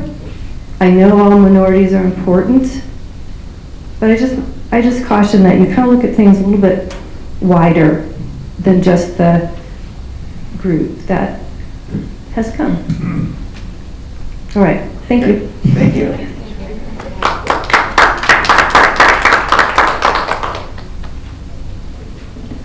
The grapevine says. Oh, good. The topics that are in elementary are about inclusion and not excluding. Some of the topics that I've heard tonight, and I just checked with one of my other coaching teachers, seem to be around the health framework. And the health framework is under adoption. And I don't think we've fully finished our health framework. Right. So I think we may be confusing part of social studies history with our health framework, which are two separate things. So as we go forward with health, and I'm sure Ms. Katowski is listening and the coach is responsible, that maybe there is a forum for the health, which I believe some of these topics that were brought up would fall under. Now, with regard to sex education, as a 5th grade teacher, when we teach about the human body, Menzies, it was very important that girls knew about their changing body. That's health framework. Same thing in our area, we've now upped it to 6th grade. As I've stood on my soapbox as a 5th grade teacher, we have young people that are engaged in sexual activity at an earlier age.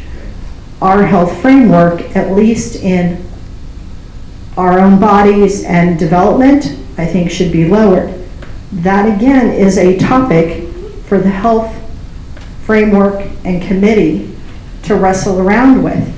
And yes, in the past, we have had board curriculum statements of our statement is abstention within regards to the health framework. So I think there is statements that you as a board can make curriculum-wise as to guiding teachers, but I think we're talking also about two separate frameworks. Okay.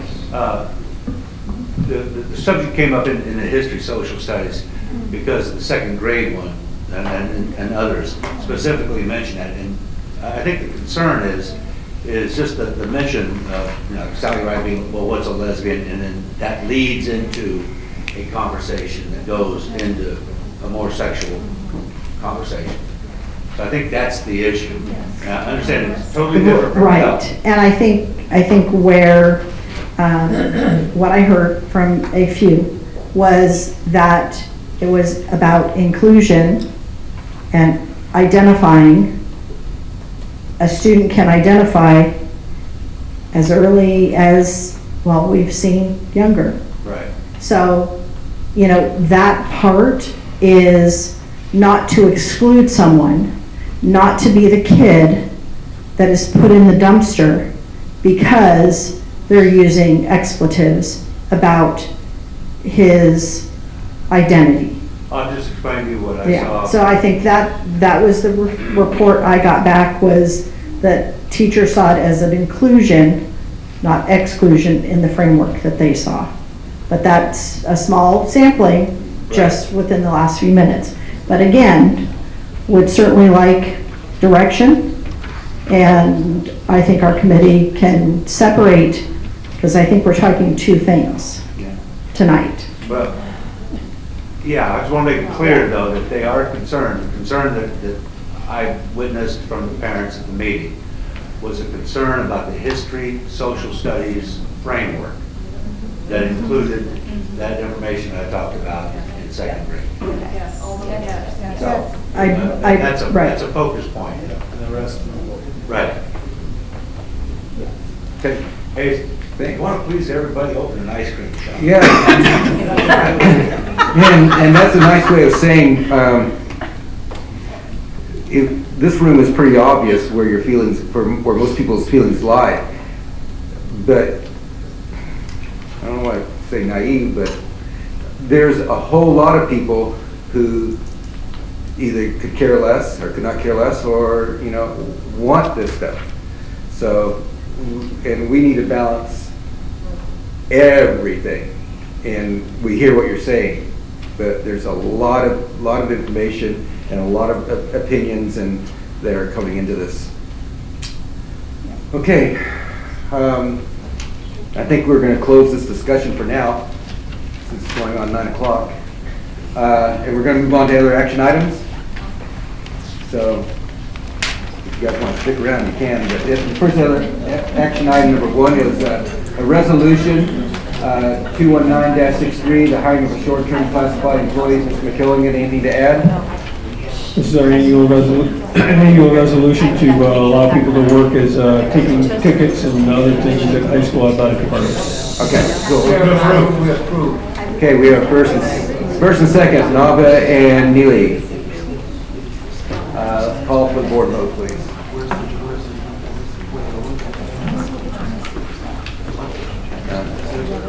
Somehow I'm not getting it. Oh wait, it's up here.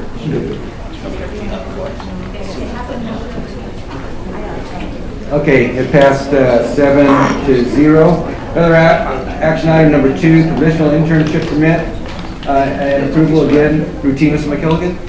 Yes, routine. We need a board approval for these 2 PIPs to be put in place. I move we approve that. Okay, that was Nava and Heavily, first and second. Let's call for a board vote.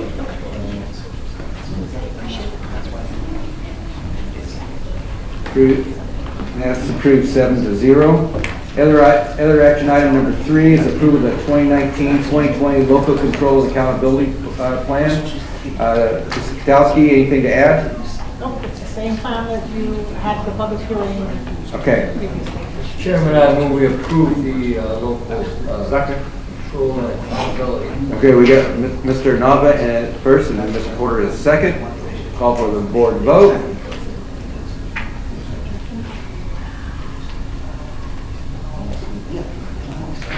And that passes 7-0.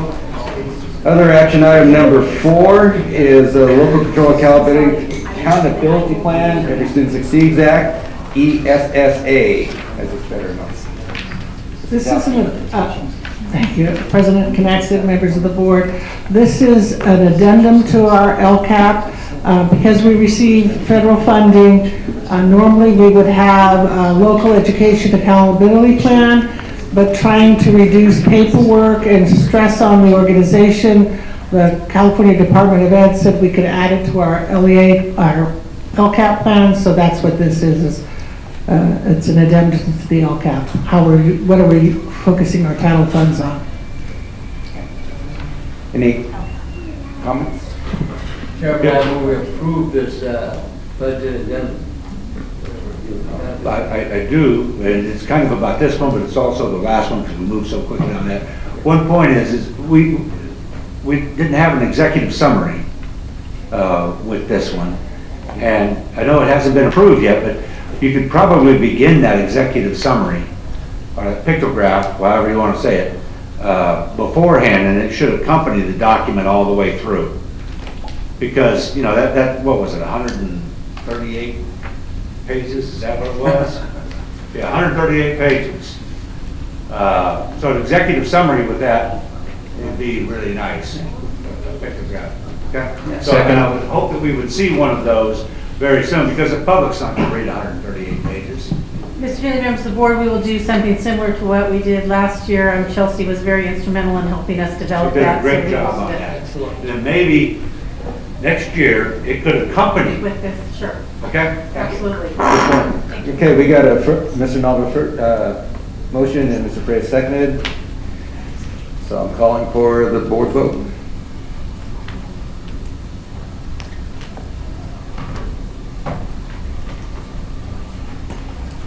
Okay, that passes 7-0.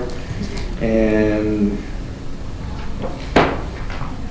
what am I missing? Are we on number 5? Okay. Other action, item number 5, the 2019-20 budget adoption. Mr. Khan? Thank you, President Connexted, members of the board, Dr. Washer. It's my honor to introduce, I think, to some of you, Ms. Adina Andres, your new fiscal director or director of fiscal services, and I'd like to congratulate Ms. Andres and her team on a very successful first adopted budget. Michael, I would like to run through some quick slides. I promise we'll get through this quick, but there are a couple of things that we just want a little bit of focus on so we can get to the PowerPoint, the corrected one.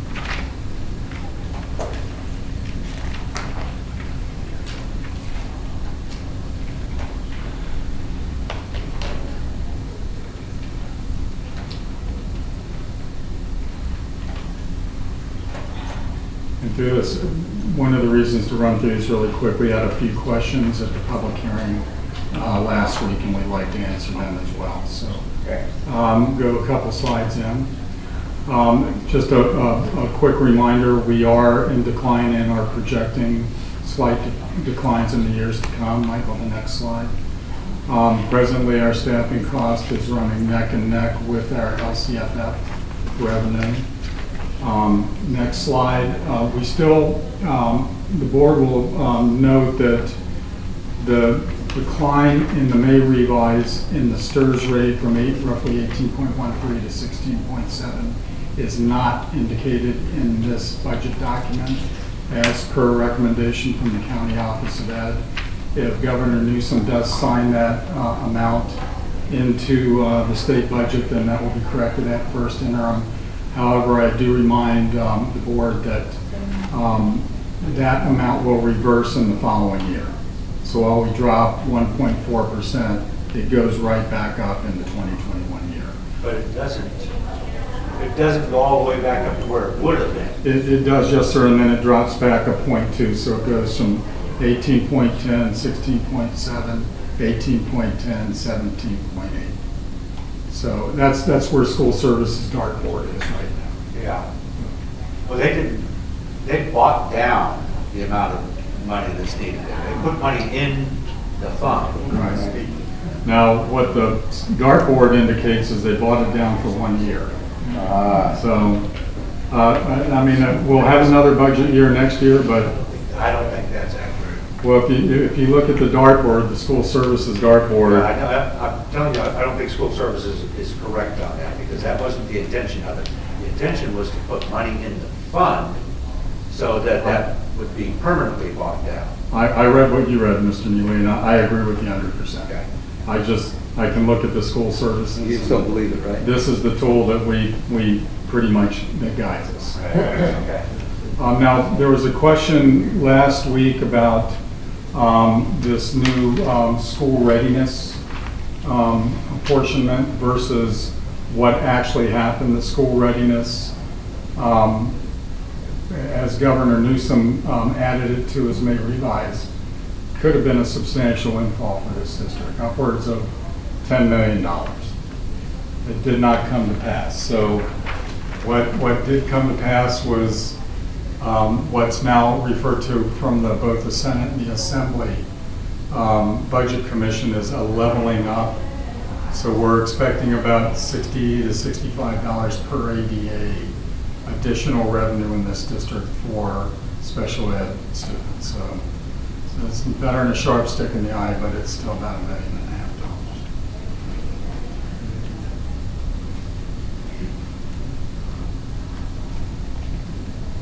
million. Next slide, Michael. We made a few changes to our assignments in the adopted budget. The board will note that the STRS-PERS amount of $10 million has been reduced to $5 million. We're starting to distribute that through programmatic, operational, and instructional materials assignments. And I will also note that there's a reference to the 18-19 one-time money that has not been spent. We do expect that to be spent over the next few years. And then finally, the last slide is the continuing growth of special ed expenditures. I will note that there is in the May revise, and it survived the budget committee, there is some $493 million dollars scheduled for preschool programs for special ed students. However, it is unfunded as we speak. So whether that gets apportioned or not. There's just nothing we can do about special ed, huh? I think we're doing some substantial things. The board may recall mention of the state director of special ed actually visiting us on May 22nd. There are some very exciting things going on in terms of program design. I think the board would also be right to laud Mr. Martin and his efforts over the last year. Special ed growth as a program was slower than either district-wide growth or general fund growth expenditures as a whole. Is a substantial achievement. Whether it's low-hanging fruit or not may be the case, but it was still good work by our special ed professionals and teachers. Be happy to answer any questions. That's where we need to be placing lobbying efforts, right there. No That's kidding. where I mean, this is an unfunded mandate.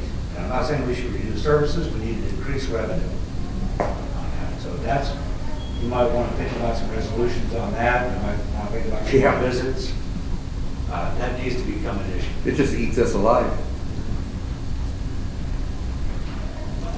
Any comments? How we compare with other school districts in terms of percentage of dollars spent? I'm sorry I don't have the dollars, but I can tell you the special ed enrollment statewide is about 10.93%. We are almost 16%. So we're ahead, I mean, we have more students. Yes, sir. I think you told us that last time. Thank you. I can tell you from the CSBA meetings that that's a problem state just about everybody faces, is the encroachment. That said, this budget, and thanks again to Ms. Andros and her team, does represent a positive certification for the board. Just quick comment. Thank you very much for your work on that. We appreciate it. Welcome to Lodi Unified. And good to see that the first budget gets a positive approval on it. Thank you. In the future, would you kind of figure out how we get more money? And I mean, that's what we hire you for, you know. Okay, any other comments? Yeah, that's how we roll here. Yeah. Okay. Got a motion? Yeah, we approve. Okay. We're all waiting for you. Okay, we have first and second. Mr. Nava and Mrs. McFarland moved for the board vote. Did you have public comment? Hmm? Did you ask for public comment? I didn't have to. Public want to talk about this? Okay, no. How do I get it back? Right here? Michelle, do you want to comment? She did. You did? About the passes 7-0. You can talk twice next time. Okay, number 6, approval of the chief business officer's contract for 1-year extension. I'll let you talk about it during your employee thing. Mr. Chairman, I move we approve the contract for 1 year. Second.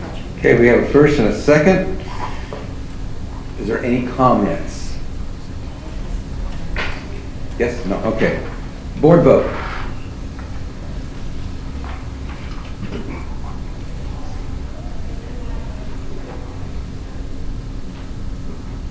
This passes 7-0. And other action item number 7, approval of superintendent's contract for a 1-year extension. Mr. President? Yes. We have not, as a board, finished the process for the superintendent's evaluation. And so for that reason only, I'd like to table it for the next meeting. Okay. I second that motion. Okay, there's a motion to table it, and a second, so heavily. And Mr. Porter? Okay. Any comments from the public about this? You said it's tabled? You're Yes. voting on table? Where we're voting. Well, we're going to vote on that. We don't know if it is. Okay, so then let's go for the vote, unless there's any board comment. Go for the vote then. Yes, I have a comment. Okay. I just felt that we haven't given enough due process in terms of reviewing the superintendent.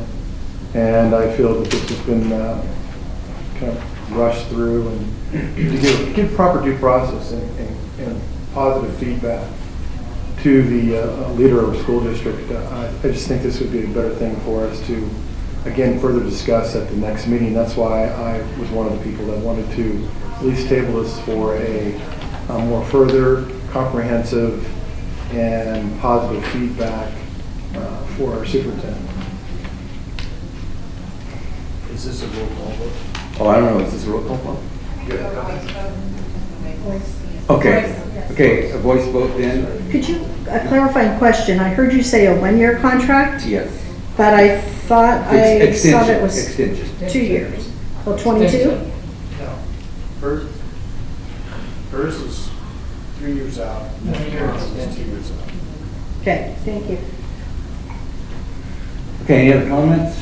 In closed session, we talked about this, so everybody has an idea. Okay, then the motion was to table this approval until after, till next week, after we have a chance to discuss it more in closed session. So a yes vote would be to table this, a no vote would be not to table it, and to just go ahead and approve the contract now. So we're voice vote, I guess we can start down the line. No. Yes. No. No? Yes. Yes. Yes. Okay, how many is that? 43 to table it?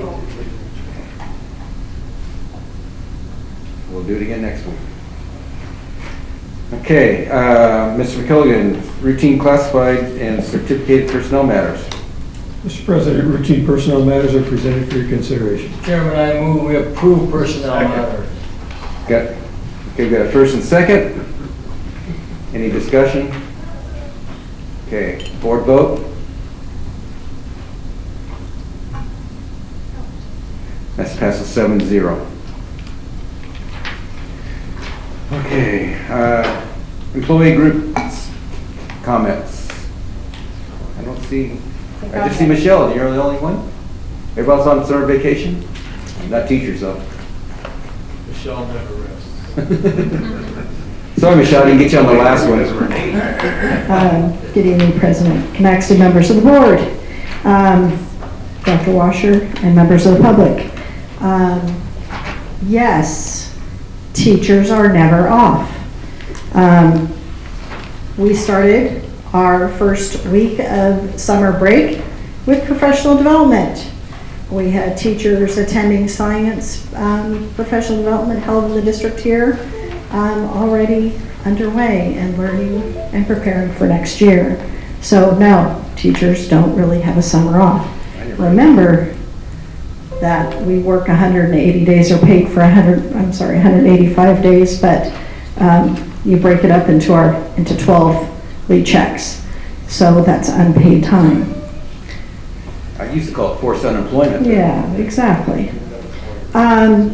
I would also, I sent an invitation out to you. There is still one day to pop in to see some of our Jump Start teachers in our district and outside our district, learning about how to get a jump on national board certification, learning the nuts and bolts to get started in the process, and with the assistance of Dr. Washer and CTA, NEA for supporting that in Stanford, for supporting our teacher, Lori Solis, who's a presenter throughout the state. And we had another teacher from San Bernardino school district that came and was presenting the last 2 days to our teachers and others. And we'll be finishing up tomorrow. So if you are interested in hearing a little bit about that, Lori Solis would welcome you tomorrow. They start at 10. I'm a little bit distraught over Joe Cerner and Houston. I did hear from some teachers that the packing up and stuff was going. I think there are still some questions. We heard that there would be updates coming out. Now, I heard Mr. Khan mention something about something being sent to you. Well, guess what? We don't know what that is. We have not seen that. We've not heard those updates. The teachers and the public would like to know what those updates are and how things are coming along. As I drove by Joe Cerna yesterday, there was trucks out front and guys loading it up with stuff. You know, I think it's important for our teachers and the public to know how that is progressing, because yes, we have been on a roller coaster ride regarding the decision of Joe Cerna in Houston, and I don't think everybody knows what the final outcome was. And when you go on our website and you click on Houston or Cerna on those project links, you get 404, page not found. So I'm not sure where I would find the construction updates even on our website, because tonight I couldn't even get to it. So I think we need to be better at communicating with our public, our community, on what's going on and how's it going. And it was good to hear from a parent tonight that the teachers have already got started to getting into some of those rooms.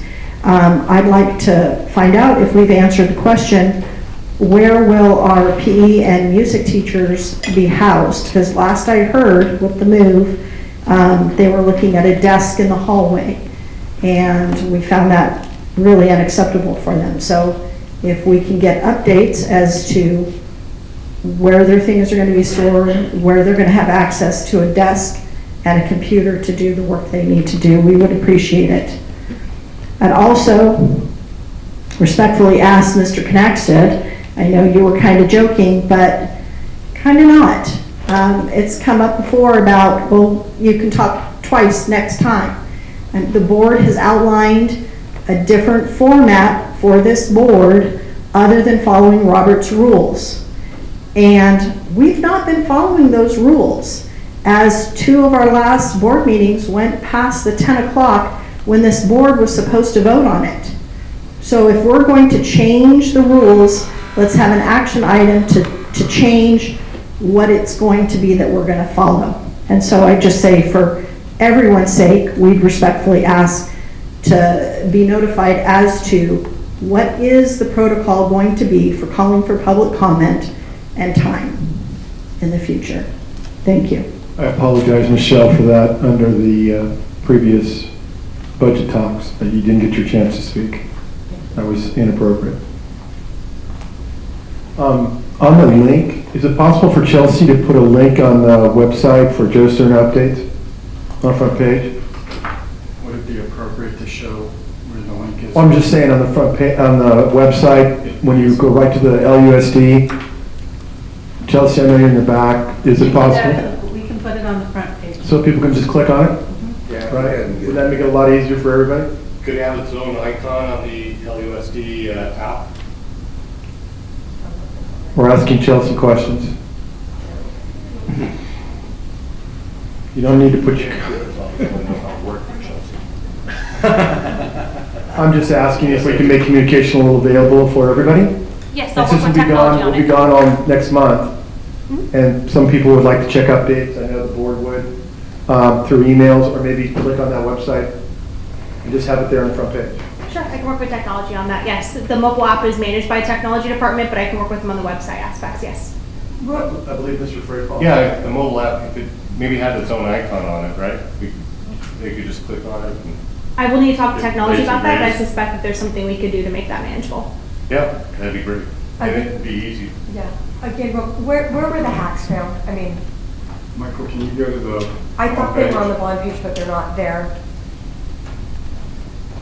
It'd just be easier if they're on that first page, boom, we're done. It would be helpful, but I do know, again, that I want to reiterate that Leonard has sent them to both principals, so anyone on those sites, I know we want everyone to hear about them, but the teachers and the administration, everybody on those sites have gotten those updates. Bonds and projects.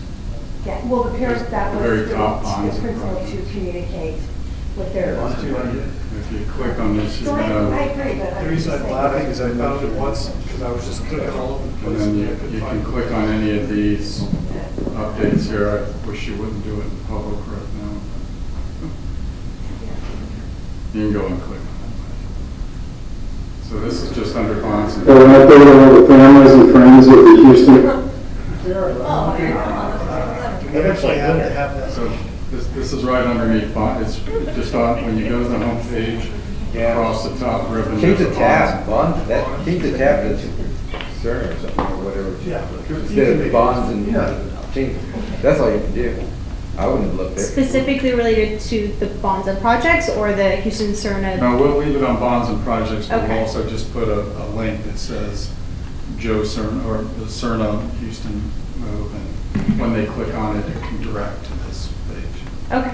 But I do think that we need, if we're going to do that, we need to advise everyone, because these have been up and people are still asking the questions, where are they? So I think if we're going to do that, maybe we need an all call to the families, not Where they can go. where they can go, because these are up and the two school sites involved have been made aware. So I think if additional teachers and people, the community wants to know, we need to do something to inform them. Okay, we'll do that. No problem. Thanks, Chelsea. Okay, any other comments? Done? Okay. Yeah, I agree. I would like to have these meetings done at 10 o'clock too, but sometimes that's out of my control. All right, where are we? Mr. Palmquist, this one data, right? Actually, I think there's one before. After school There's programs? one Oh, before. all right, I'm sorry. You don't, do you have anything? No. Okay, I'm sorry, yeah, after school programs.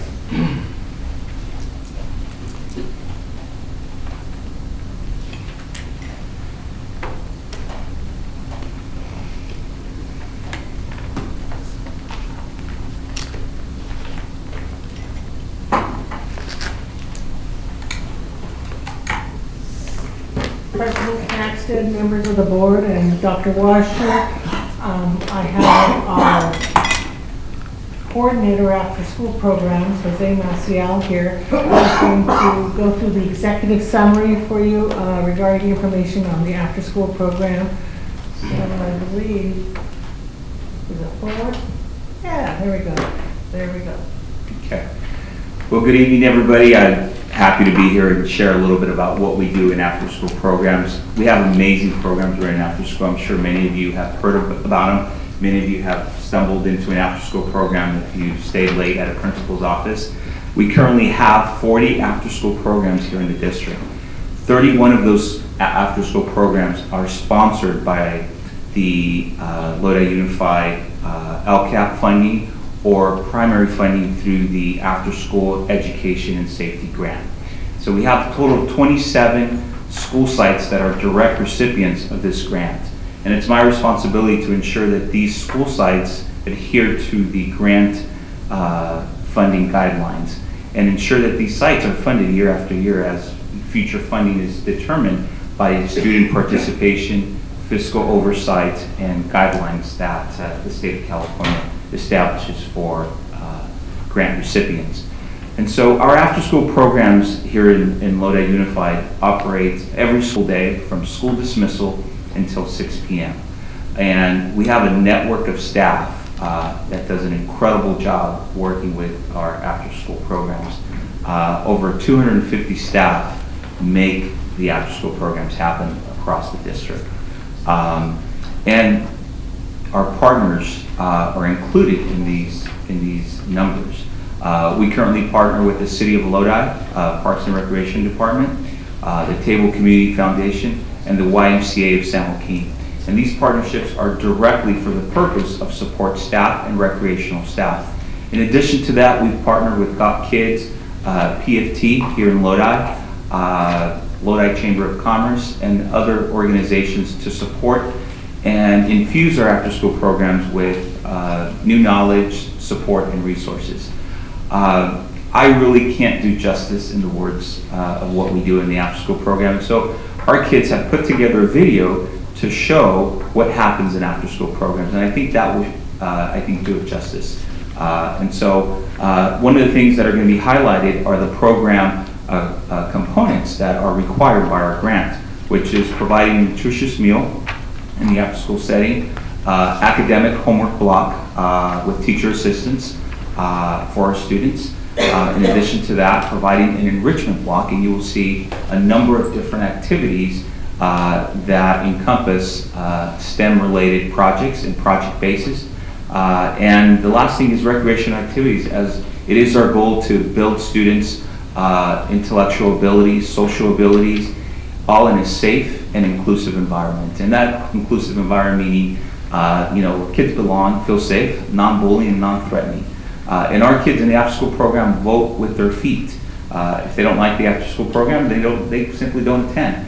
And so it's really important to hire good people that want to be with kids and train people so that they can be successful working in after-school programs. And so, Michael, if you can play the video, and I think that will share a little bit about what we do.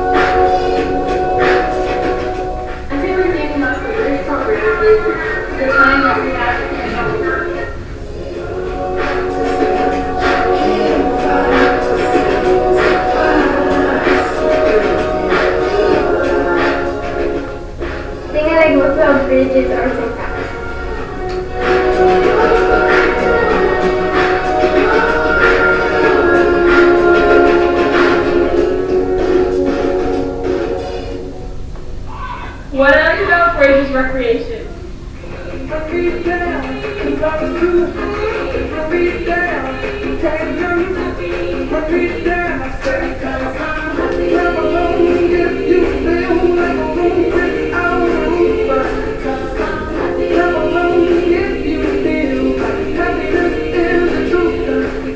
My favorite thing about Bridge is computer lab.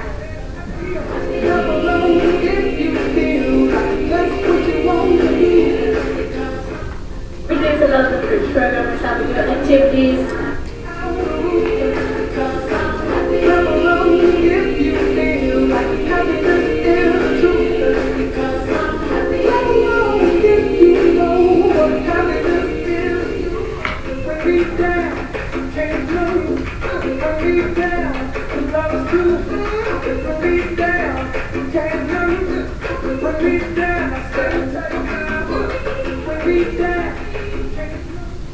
My favorite thing to do at Bridge is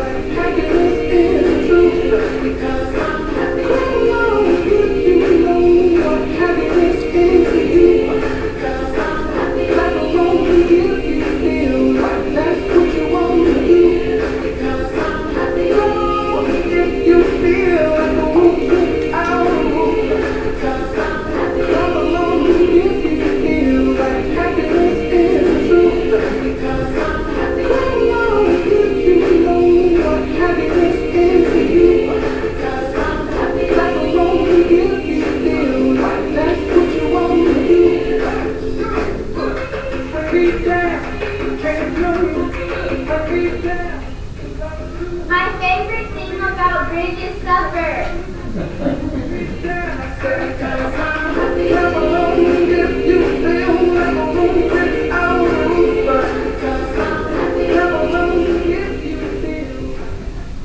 So in essence, what you just viewed is, a production video that was put together by students of the Bridge program and our Delta Sierra production team. And so these are clubs that we have across all of our middle schools and elementary school sites. And again, it's, providing students with expanded learning opportunities that, that they can pursue an interest, pursue something that perhaps they haven't been exposed to in the past or not allowed through the regular school day curriculum or time constraints that the regular school day sometimes have on students' schedule and direction as far as what they're exposed to.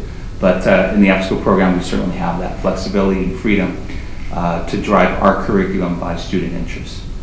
Thank you. Thank you. Thank you. Any comment? I have a question. On the ACES grant, a lot of times the grants have an expiration date. Correct. Is this? It does have an expiration date. I apply for it every year. This is something that we're audited, and every 3 years we have an FPM that determines the future funding of our grant. And so if we slide or if we do not meet program compliance, our funding will be subject to student participation, and it will be adjusted to reflect that. You apply every year, but you said 3 years. It's a 3-year federal program review, but every year I submit documentation to support the funding for the current student attendance that are participating. Great, thank you. I hear good things about it. Yeah, it's Neely. Yeah, okay, I'm just gonna ask some questions. Yeah, go for it. Don't get upset about this. First of all, I love the after-school program. I actually taught it when I was at Creekside. I taught cooking to second graders. Yeah. Wow, that was great. And there was no mention of lesbians. Everybody got sick. All right. But we have an achievement gap.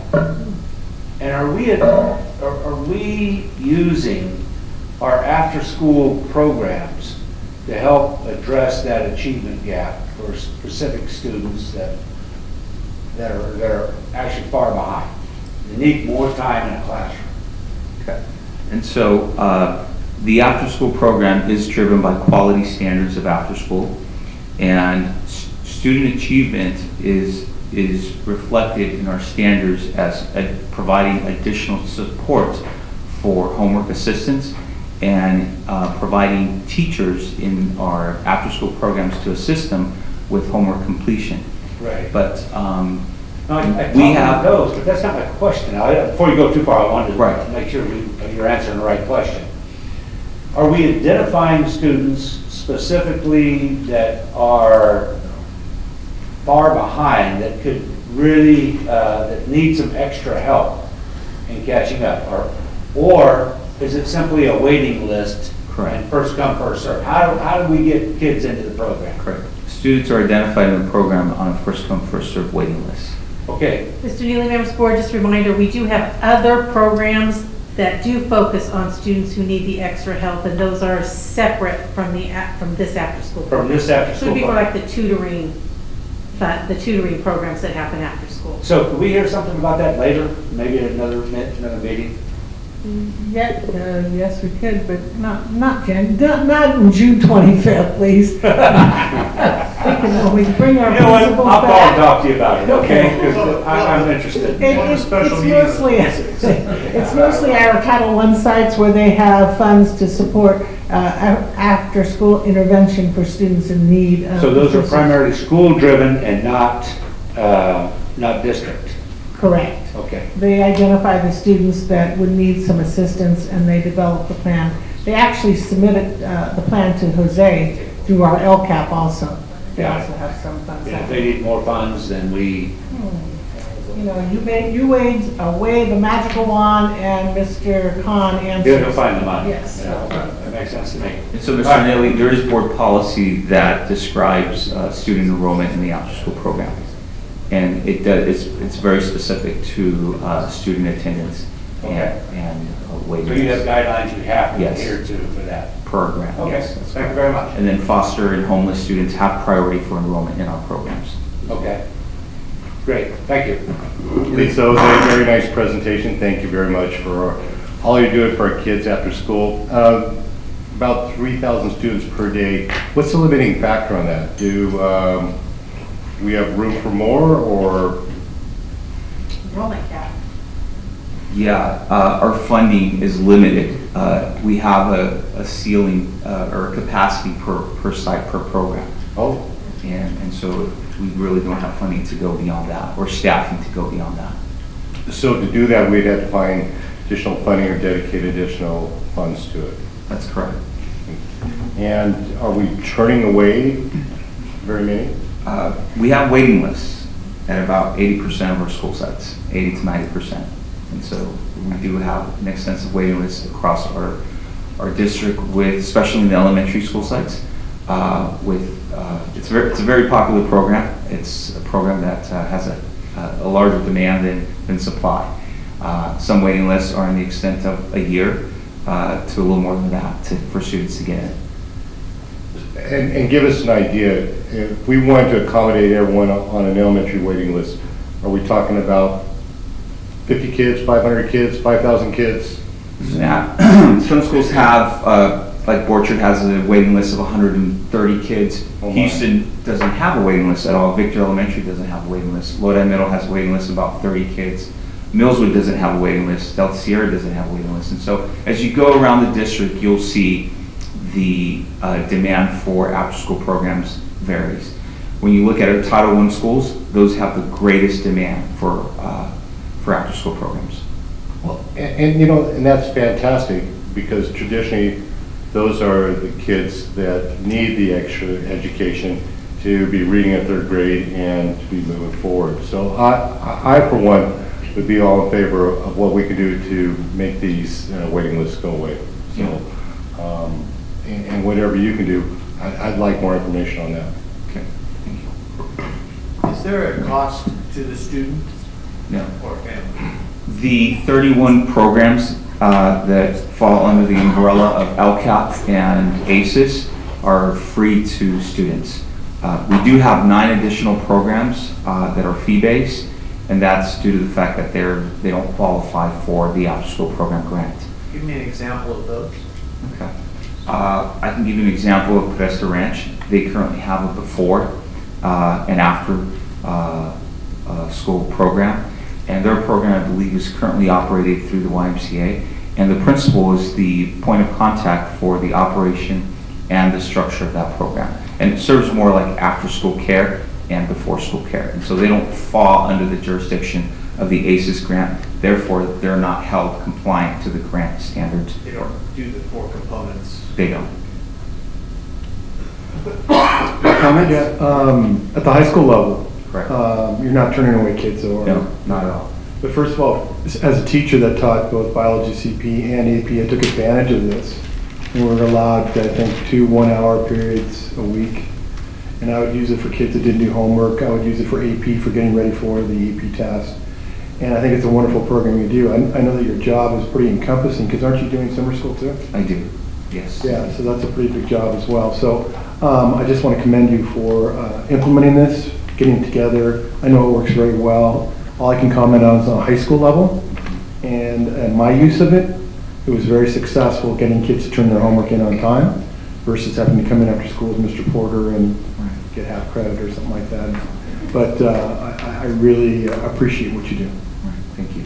And it's very popular at the high school level as well. It is. We've offered extended library hours, which I think is the biggest draw. Incredible. So it's like I said, you're doing a wonderful job. Thank you. Jose, thank you for all your help and all the help that you give all these youngsters after school. It's a marvelous job that you have. Thank you. My pleasure. Any board comments? Public comments? Sorry.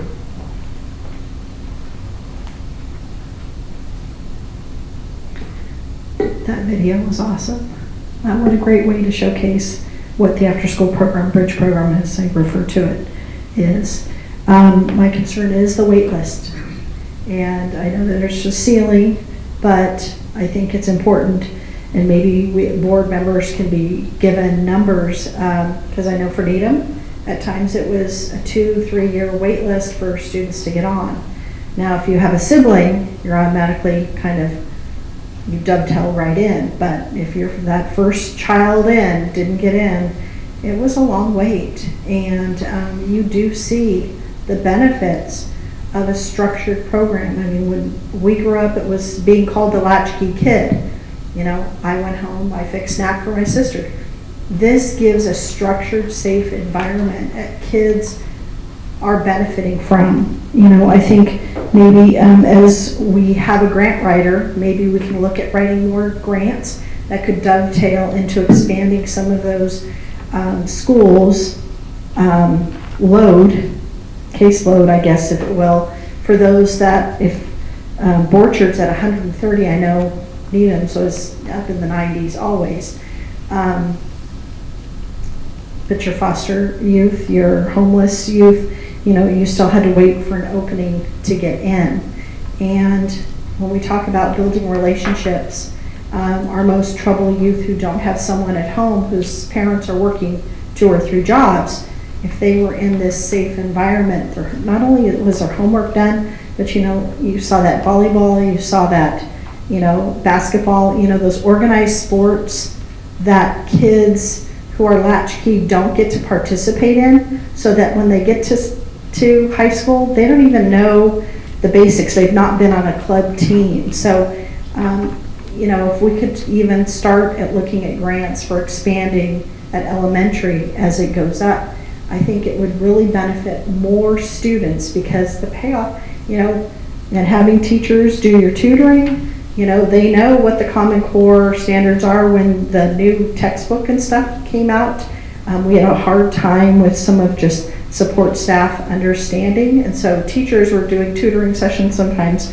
with staff members to catch them up on what they were doing in the classroom, because those students who are in high school or just beginning their college weren't taught that same way. So it was a continuum of teaching. And so the other thing is, those bridge staff members, we should also be tapping them on the shoulder to be our next educators.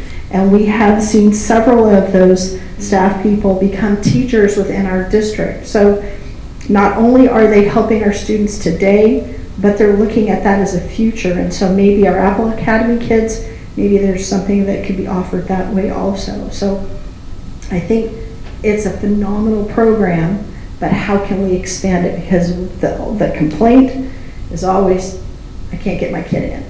So maybe there's some way now that we know those numbers, we can go forward with expanding it. Jose, you mentioned Lodi City. What do they do for it? Park and Rec? City of Lodi are our current partners in.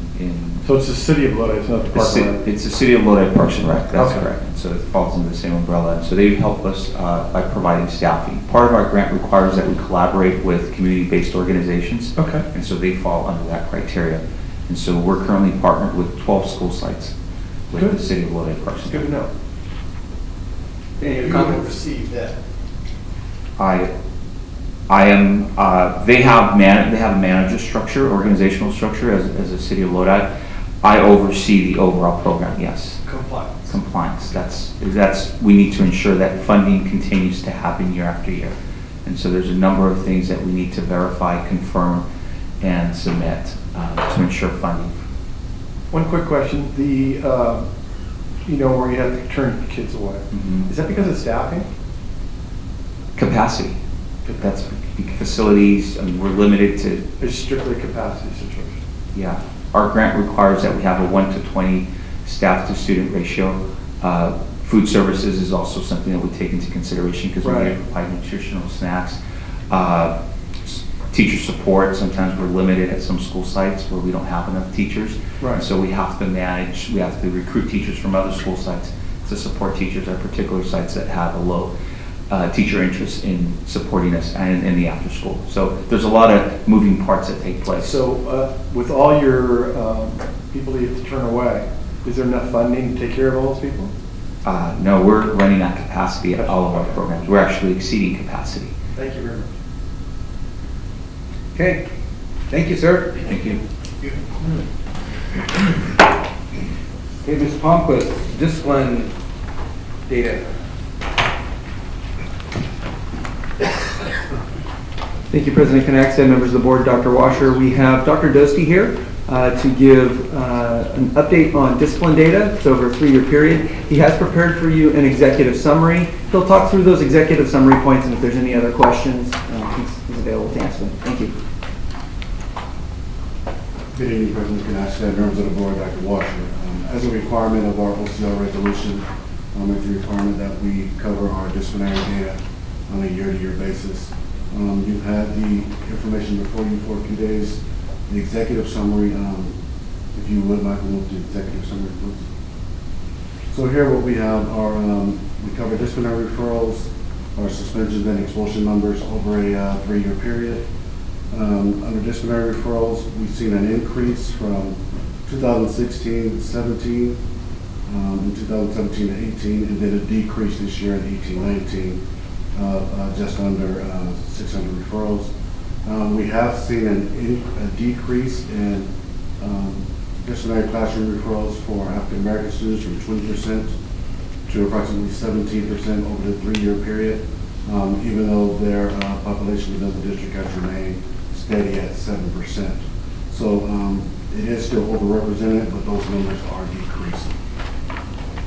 Our suspension data over the past 3 years, the same time frame of 2016 to 2019, we've seen a slight decrease between 16 and 17, and then the numbers were up for 2018-19, and then they were comparable this year the numbers for 2017 and 18-19 were comparable to 16-17, they were much lower. Numbers for African American students with at least one suspension has decreased from 22% to just under 21% over the 3-year period. Again, while the enrollment rate remained the same, right around 7%. And again, they are yet overrepresented, but again, those numbers are decreasing as well. And then our expulsion numbers, the total number of expulsions have decreased greatly from 2016-17, where we were approximately around 67. We decreased in 2017-18 to 43, and then slightly increased this year to 47. African American students percent of total expulsions has decreased from 21% to 15% over a 3-year period. Again, they still yet remain overrepresented but decreasing. Our Asian population has decreased from 22% in 2016-17 to 7% in 17-18. Then we saw a spike this year in 2018-19 of 22%, which is approximate to their percentage of enrollment throughout the district. And then our Hispanic student population has increased expulsion numbers from 34% to 44% in 2017-18, and then we saw a 4% decrease in 2018-19, again, which is comparable to their total enrollment throughout the district over the same time period. Any comments? Real quick one. Yeah. We're not doing well with our African American population. I see on your charts that there's overrepresentation. It says yes in several different places, but those are only like 0.1% or at the max 0.5% overrepresentation. And then when we look at, excuse me, the African American, we're looking at 13.6% in some cases of overrepresentation. I know we've been working on this, and I know we're bringing it down a little bit, but we got a lot of work to do on that. And I think that we need to continue working on it. Also, I just want to make a quick comment about suspensions. I said this a couple of years ago. I just don't get what do we hope to gain by suspensions, particularly in our grade schools. What do we hope to gain?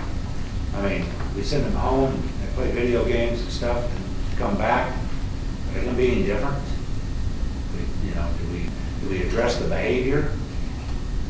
What we're seeing at a lot of schools are more interventions, and then we're seeing blended discipline where a student may only go home for a day or so, and then they come back to school, and that behavior is addressed through conflict mediation or some of the other interventions through PBIS strategies.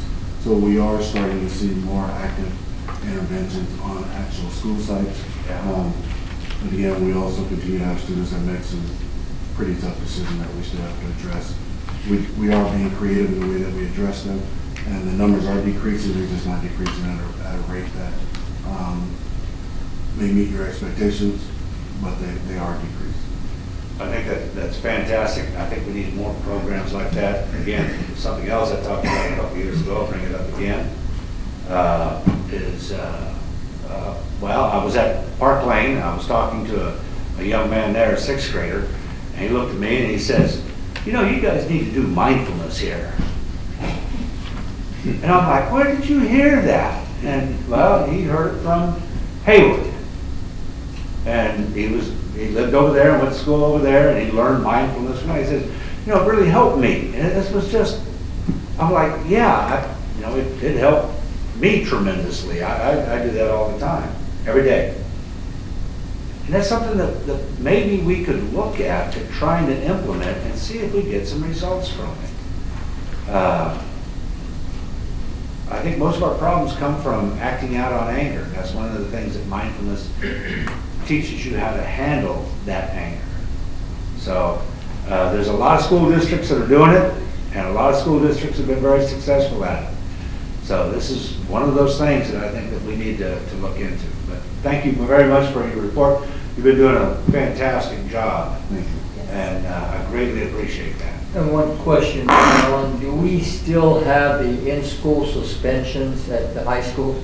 We do, and that's where we're starting to see a lot more of your blended approaches to discipline. If a student is suspended at home, they may only be suspended at home for a day or two, and then they come back and they serve the remainder of their suspension on campus intervention, where that teacher can work with them on different strategies to make better. And what's the enrollment, just general enrollment of all, each high school, for example, in the in-school suspension? Do you have 15, 20, 30, I don't know how many? It all depends on the day. I actually don't have those numbers in front of me. It all depends on the activity on each particular campus. As far as day-to-day averages, I don't have that on. And we are serving a purpose for that. That we are. Have you seen, well, I guess you have your data here, because I know from high school that we have what's called pause that took in. Correct.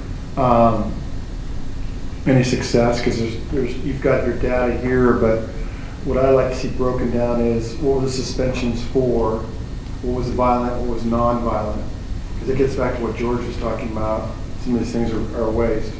And then on the expulsions, what was a violent act, what was a non-violent act for expulsion, like drugs, something like that, which I consider non-violent. And that would give me a better reference of where we're having issues. Not a problem. We can access it. Just for me. And I know that the pause, which is part of PBIS, is that correct? Correct.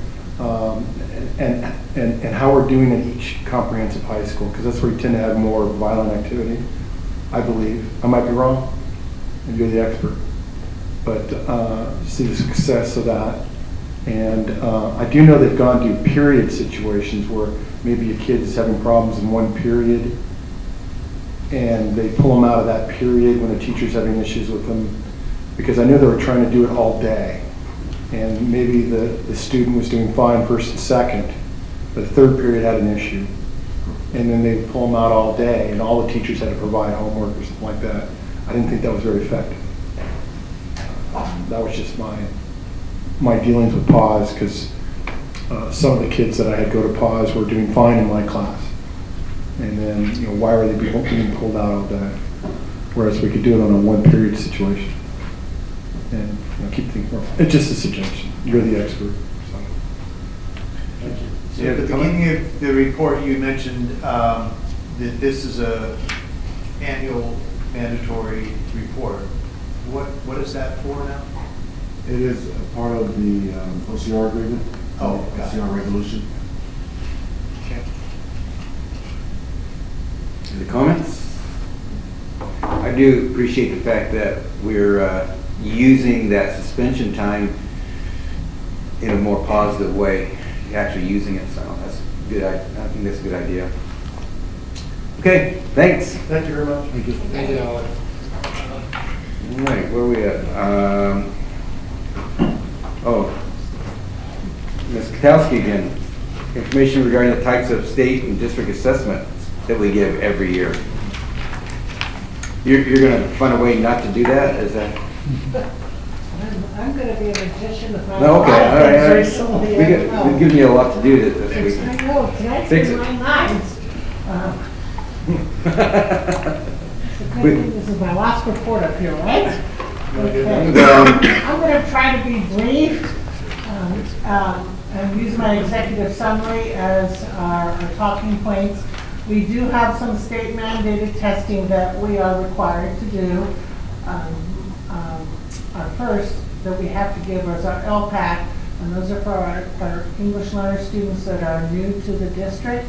They take the initial LPAC, and then in the springtime, students that have been here for a year take the annual LPAC. Our PFT, our physical fitness, at grades 5, 7, and 9.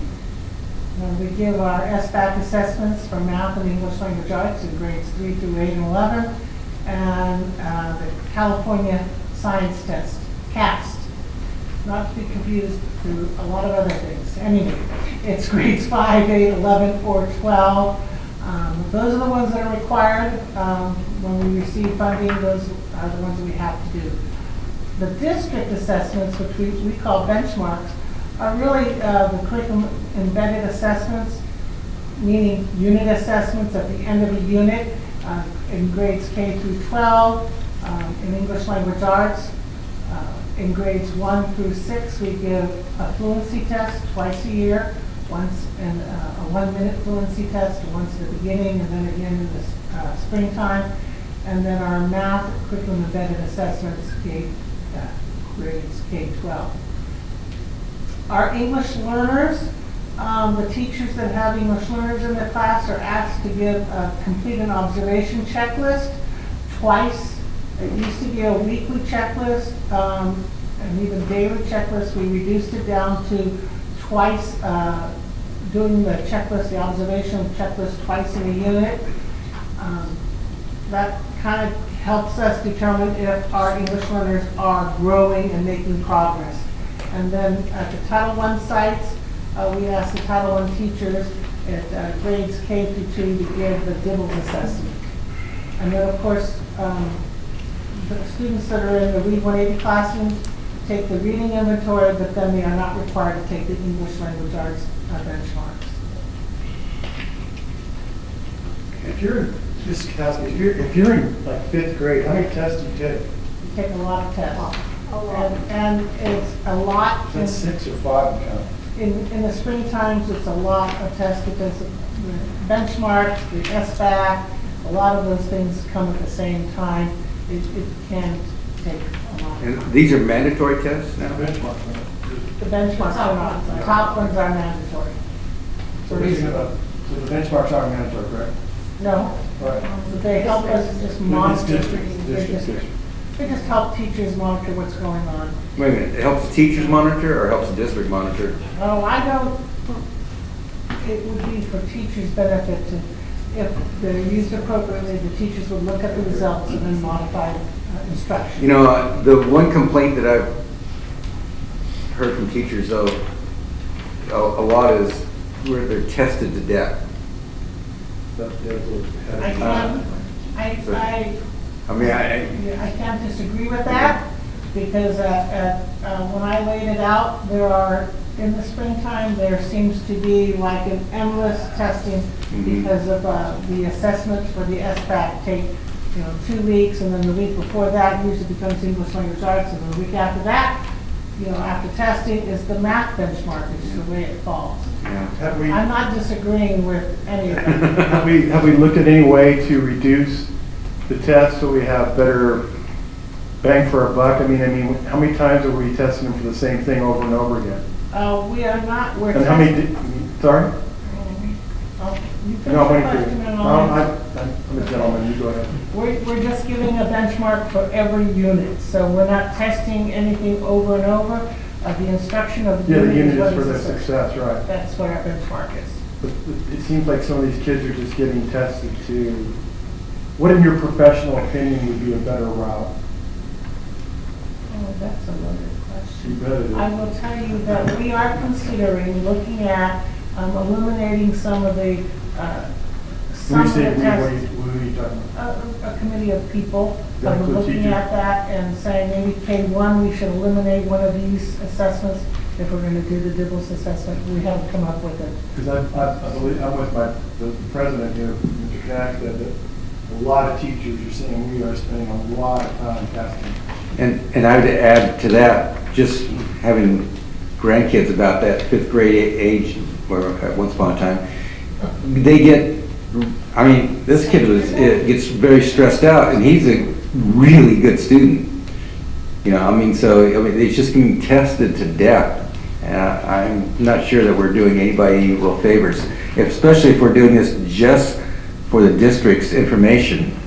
Can I And- make a comment on that? Yeah. I was a sixth grade teacher for a number of years.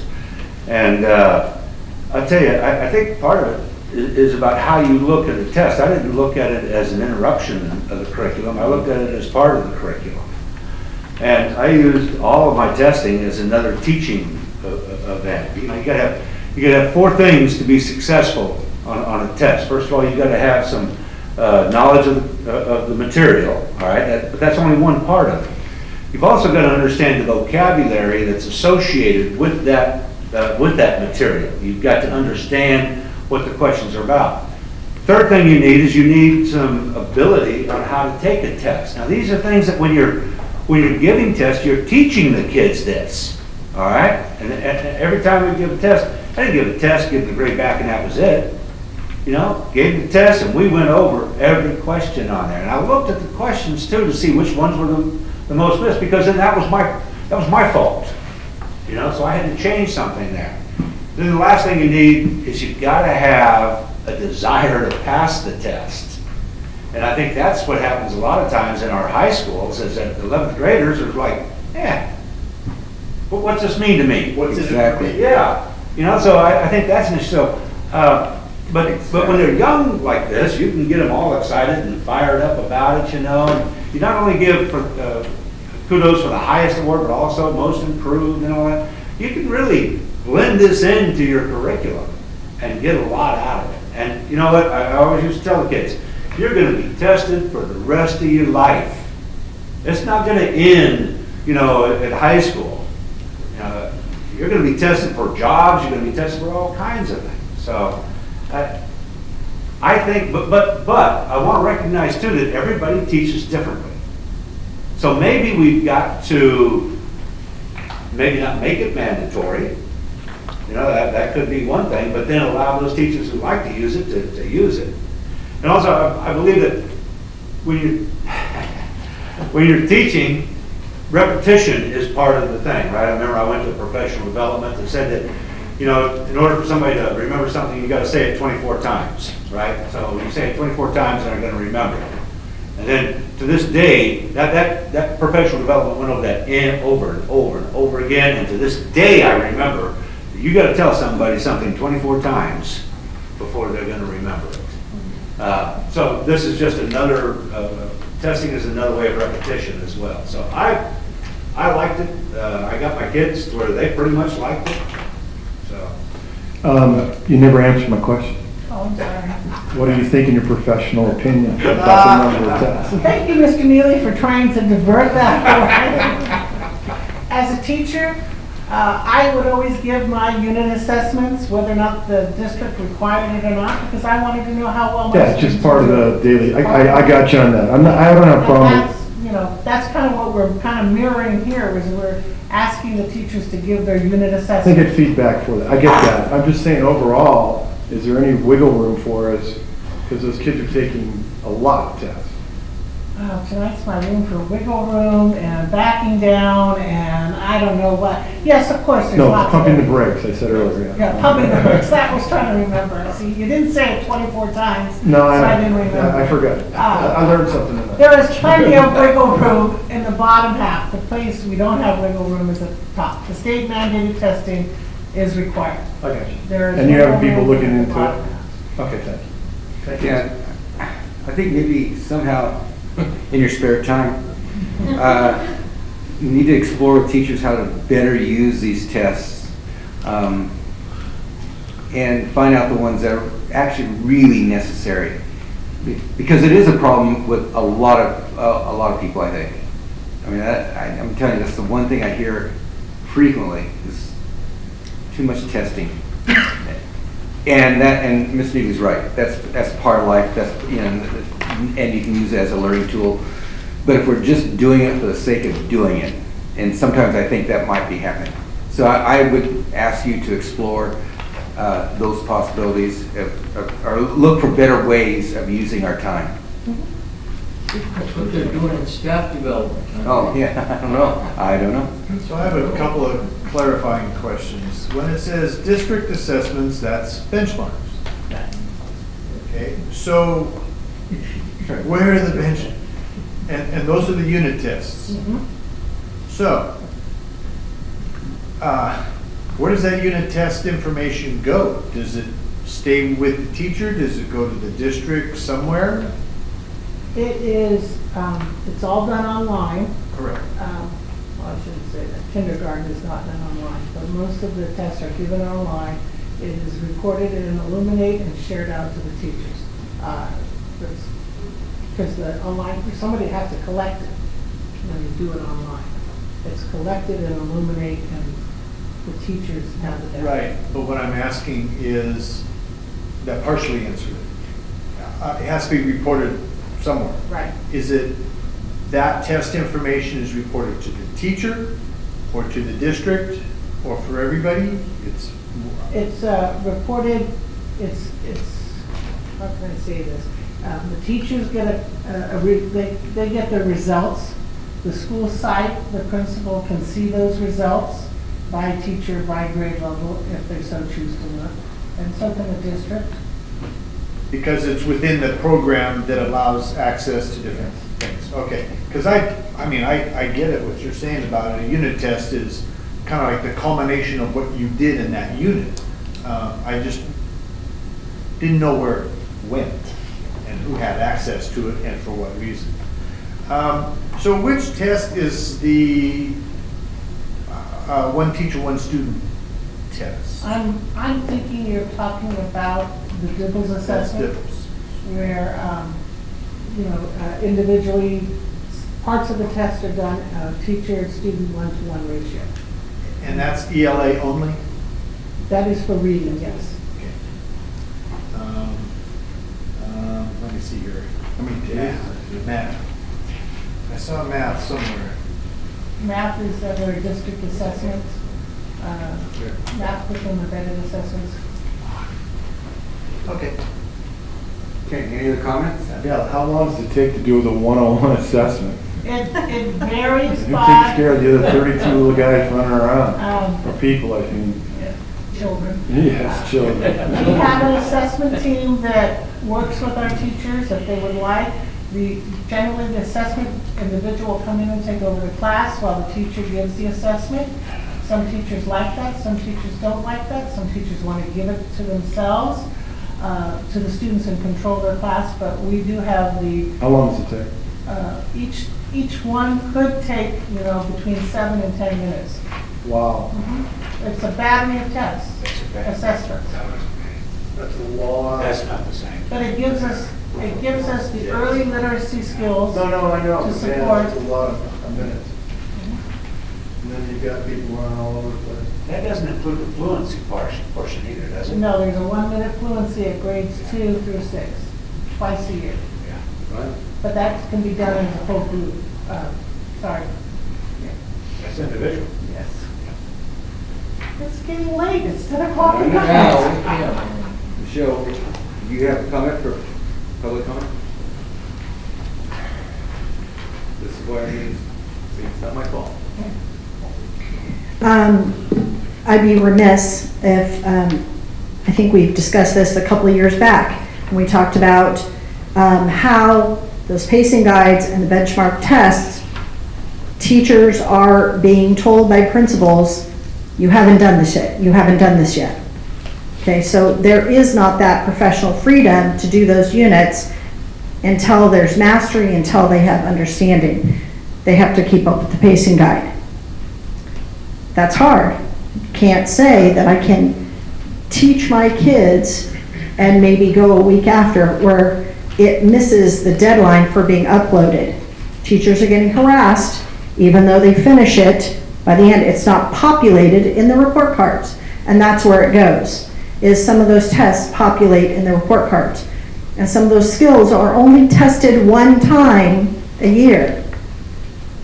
So again, love to revisit the report card committee and really look at what it is that we want on the report card. Do we need those benchmarks and those testing? Because I'm telling you, as a 5th grade teacher, the science test, the math test, the English language arts test, and then I've got, my ELD test. Then all the benchmark. We're talking hours. Now for a kindergarten teacher, and this I'm sure you've heard from all of them this year, those one-on-one tests are not just taking 7-8 minutes.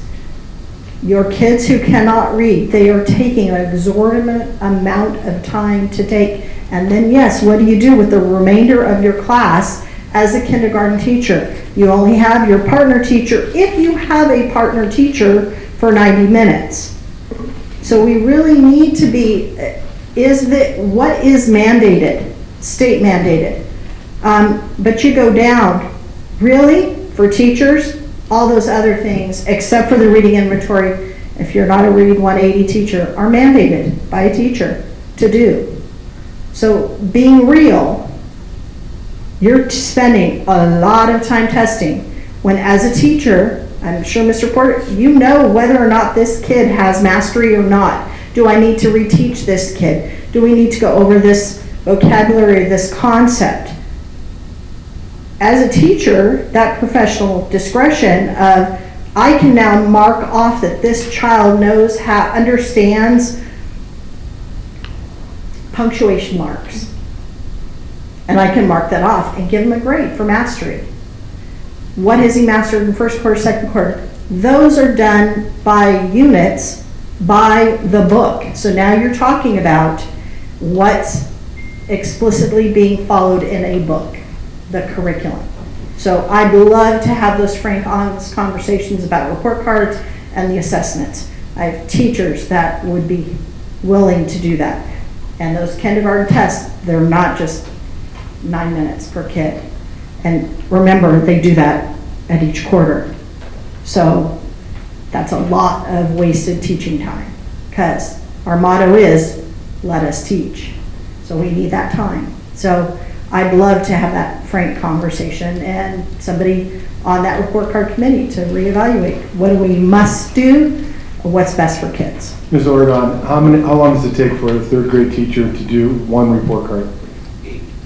Okay, as a 5th grade teacher and 2nd grade teacher, I would say, with comments that I'm adding a narrative on each kid, it's taken me 40 minutes to an hour. Per report card? Per report card. Per child? Per child. Because you go from a grade book, you go from the data. You got to add it all in.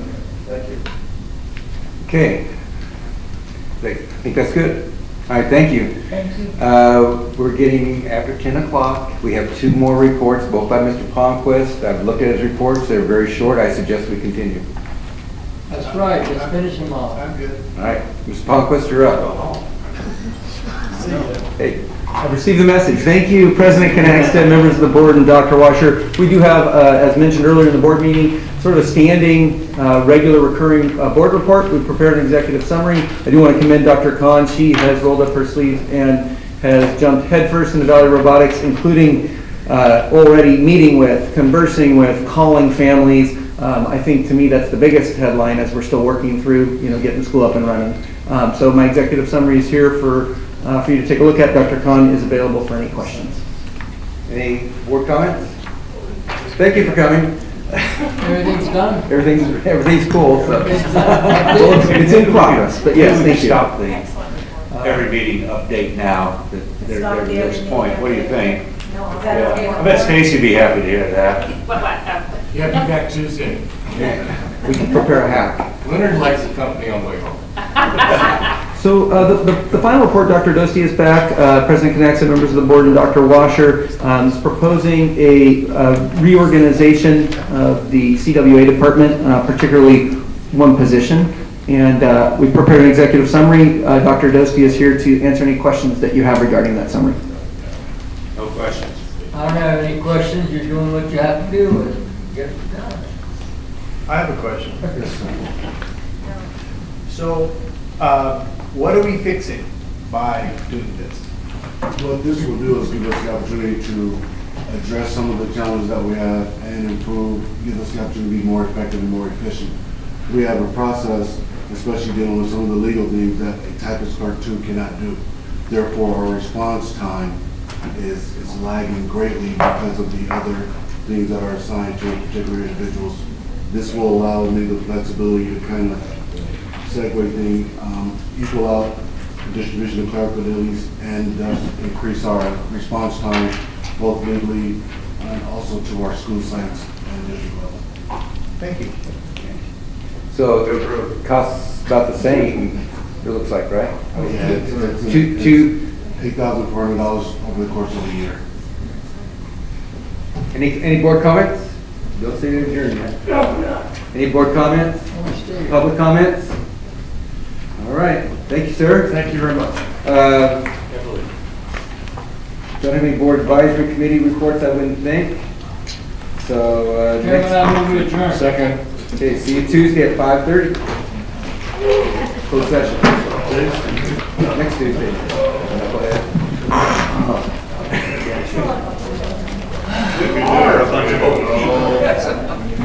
Thanks, guys.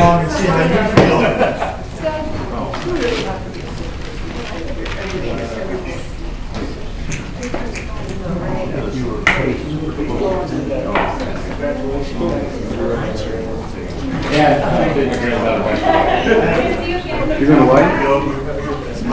I think Hawaii is commuter flight. I'm there, I drop off. Dinner, I come back next day. I love that. God, I love that. It's going really awesome. We're having a blast. Do you need my cord still? Why are you going to Right there, man. Do you need the cord or? Oh, you can take it, thank you. I'll find mine. What island are you going to? Never mind. You live on the boardwalk. There you go, Dr. Washer. Yes, sir. He worked on my work with Chelsea. Yeah. I said, of course I do.